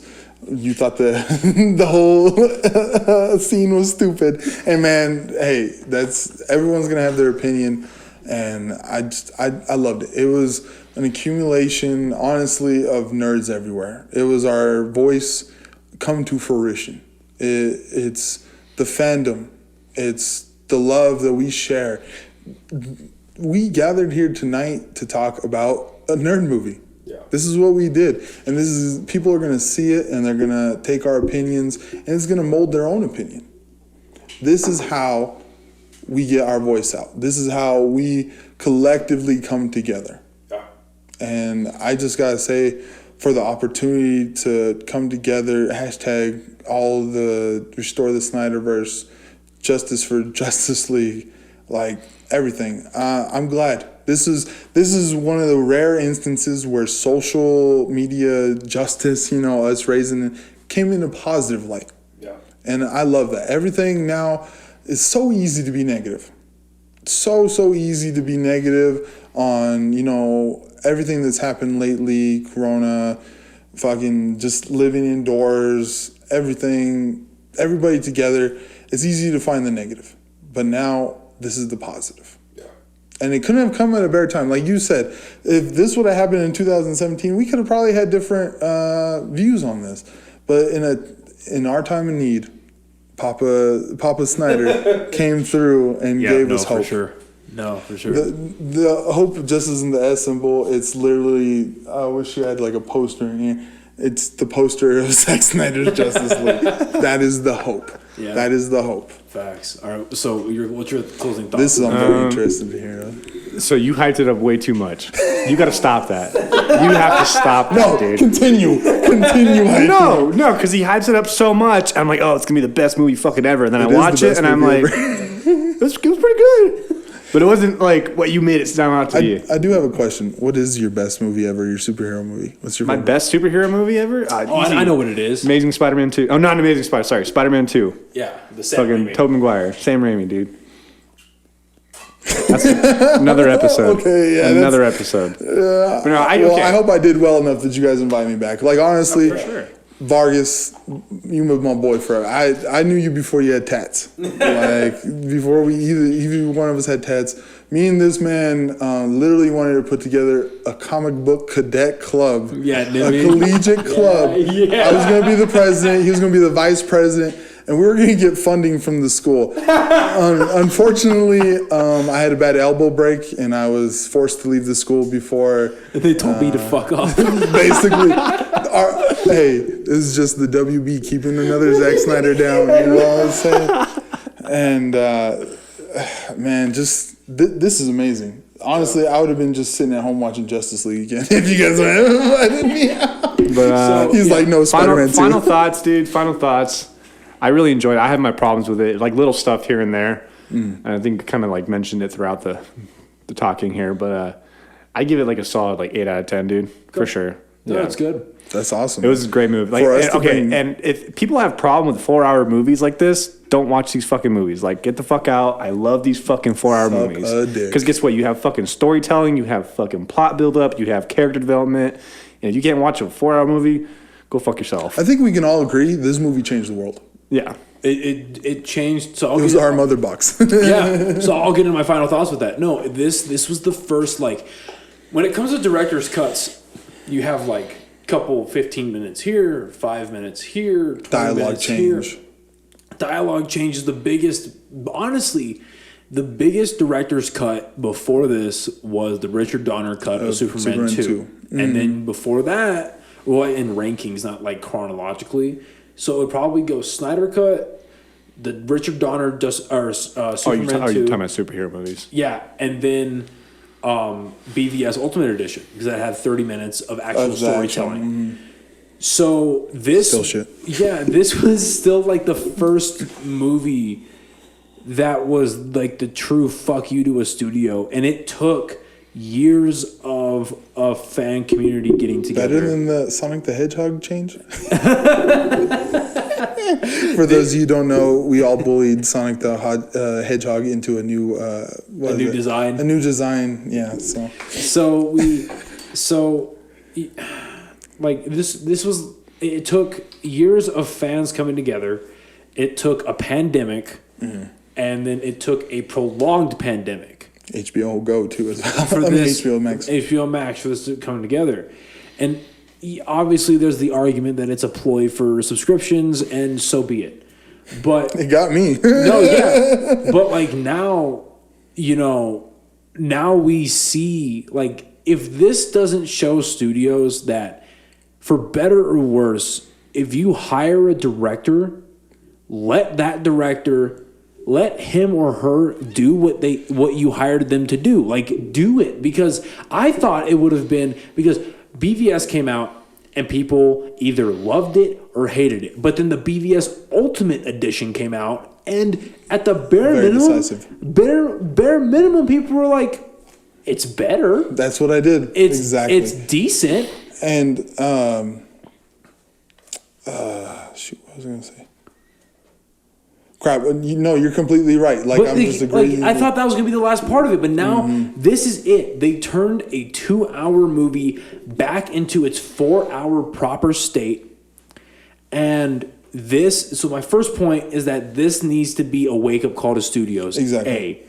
I feel bad for the first person who has to go to Zack Snyder and be like, we have studio notes for you. That dude was going to get the biggest death stare. And, bro, he's going to shit his pants. Like, when Barry Allen sees Superman, that's going to be that moment. So the second thing, like, as a live... I just pictured that. We have studio notes, fucking side eye. Like, oh, no, not going to happen. It's going to play the Wonder Woman.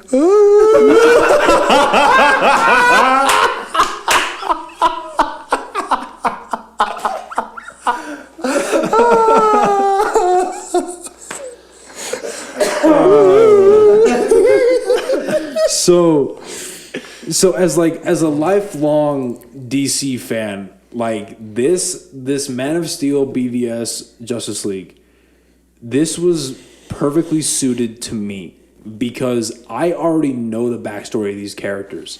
And I already know, I understand completely why general audiences got kind of confused and why they were lost and why they didn't understand. Like, we were a nerd before it was cool. No, yeah, but like I knew all of this. So now I'm like, okay, awesome. Like, I know why these things are happening. Let's get to it. And they just got to it. And the mass audiences didn't like it, which I get.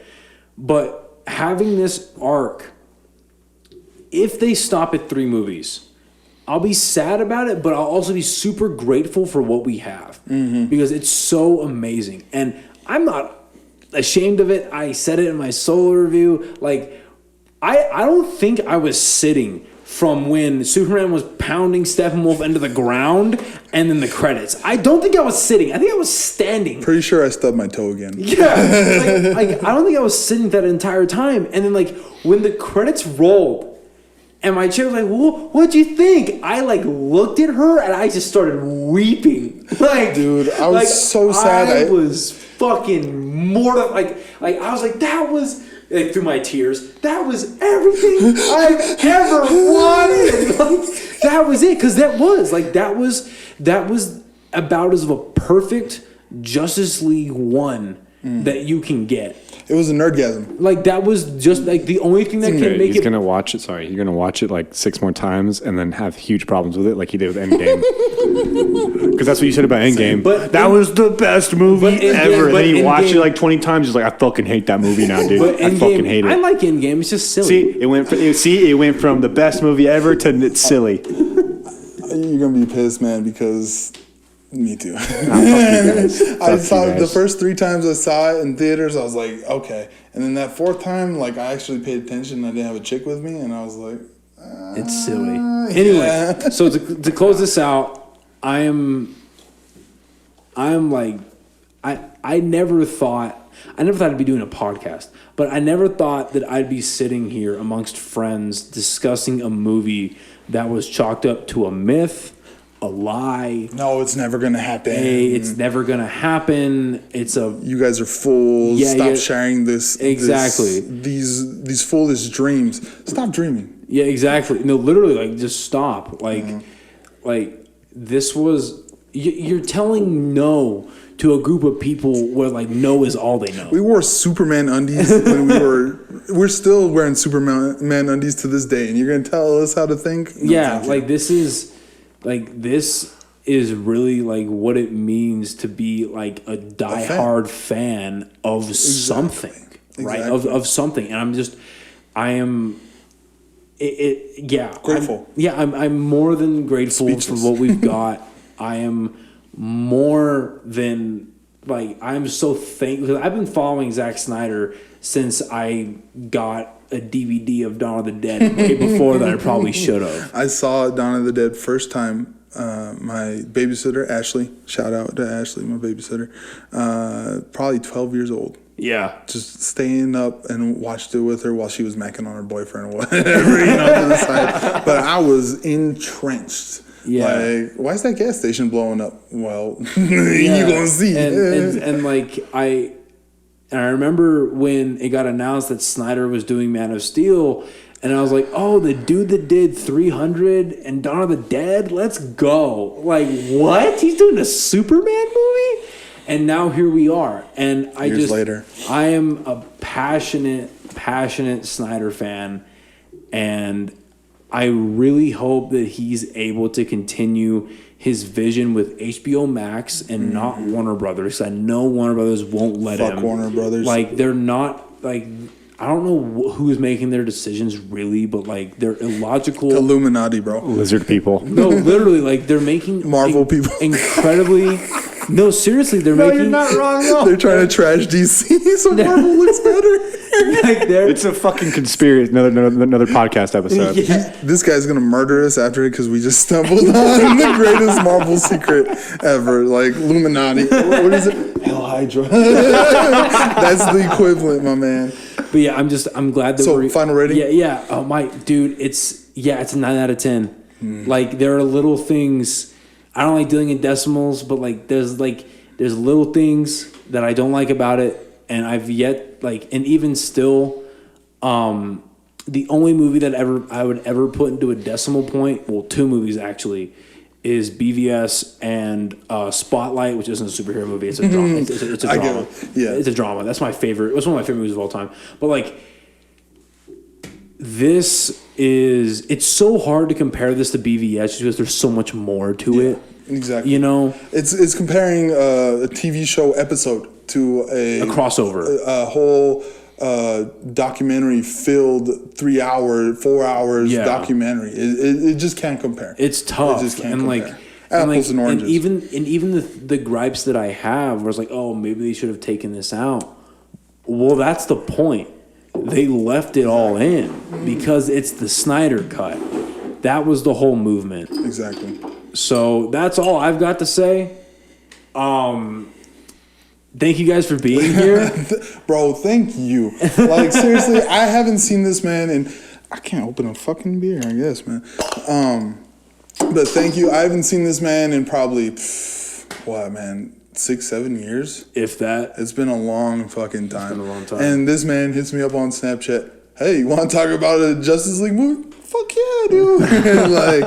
And man, like, this whole thing, man, I'm so glad you're doing so good in your life. Thank you. This whole thing, if you would have told fucking 19-year-old us, you know, we used to sit on we were all crammed into a little dorm room, about 20 of us, all bullshitting about comics. If you would have told us then that this is where we would be, I wouldn't believe you. I would call you a fucking liar, bro. And I just want to end this, man. Let's do a cheers. Thank you, man. Just thank you, everybody. Thank you very much. Thank you guys for listening. And we'll see you next time on the OnlyKings podcast. Yeah.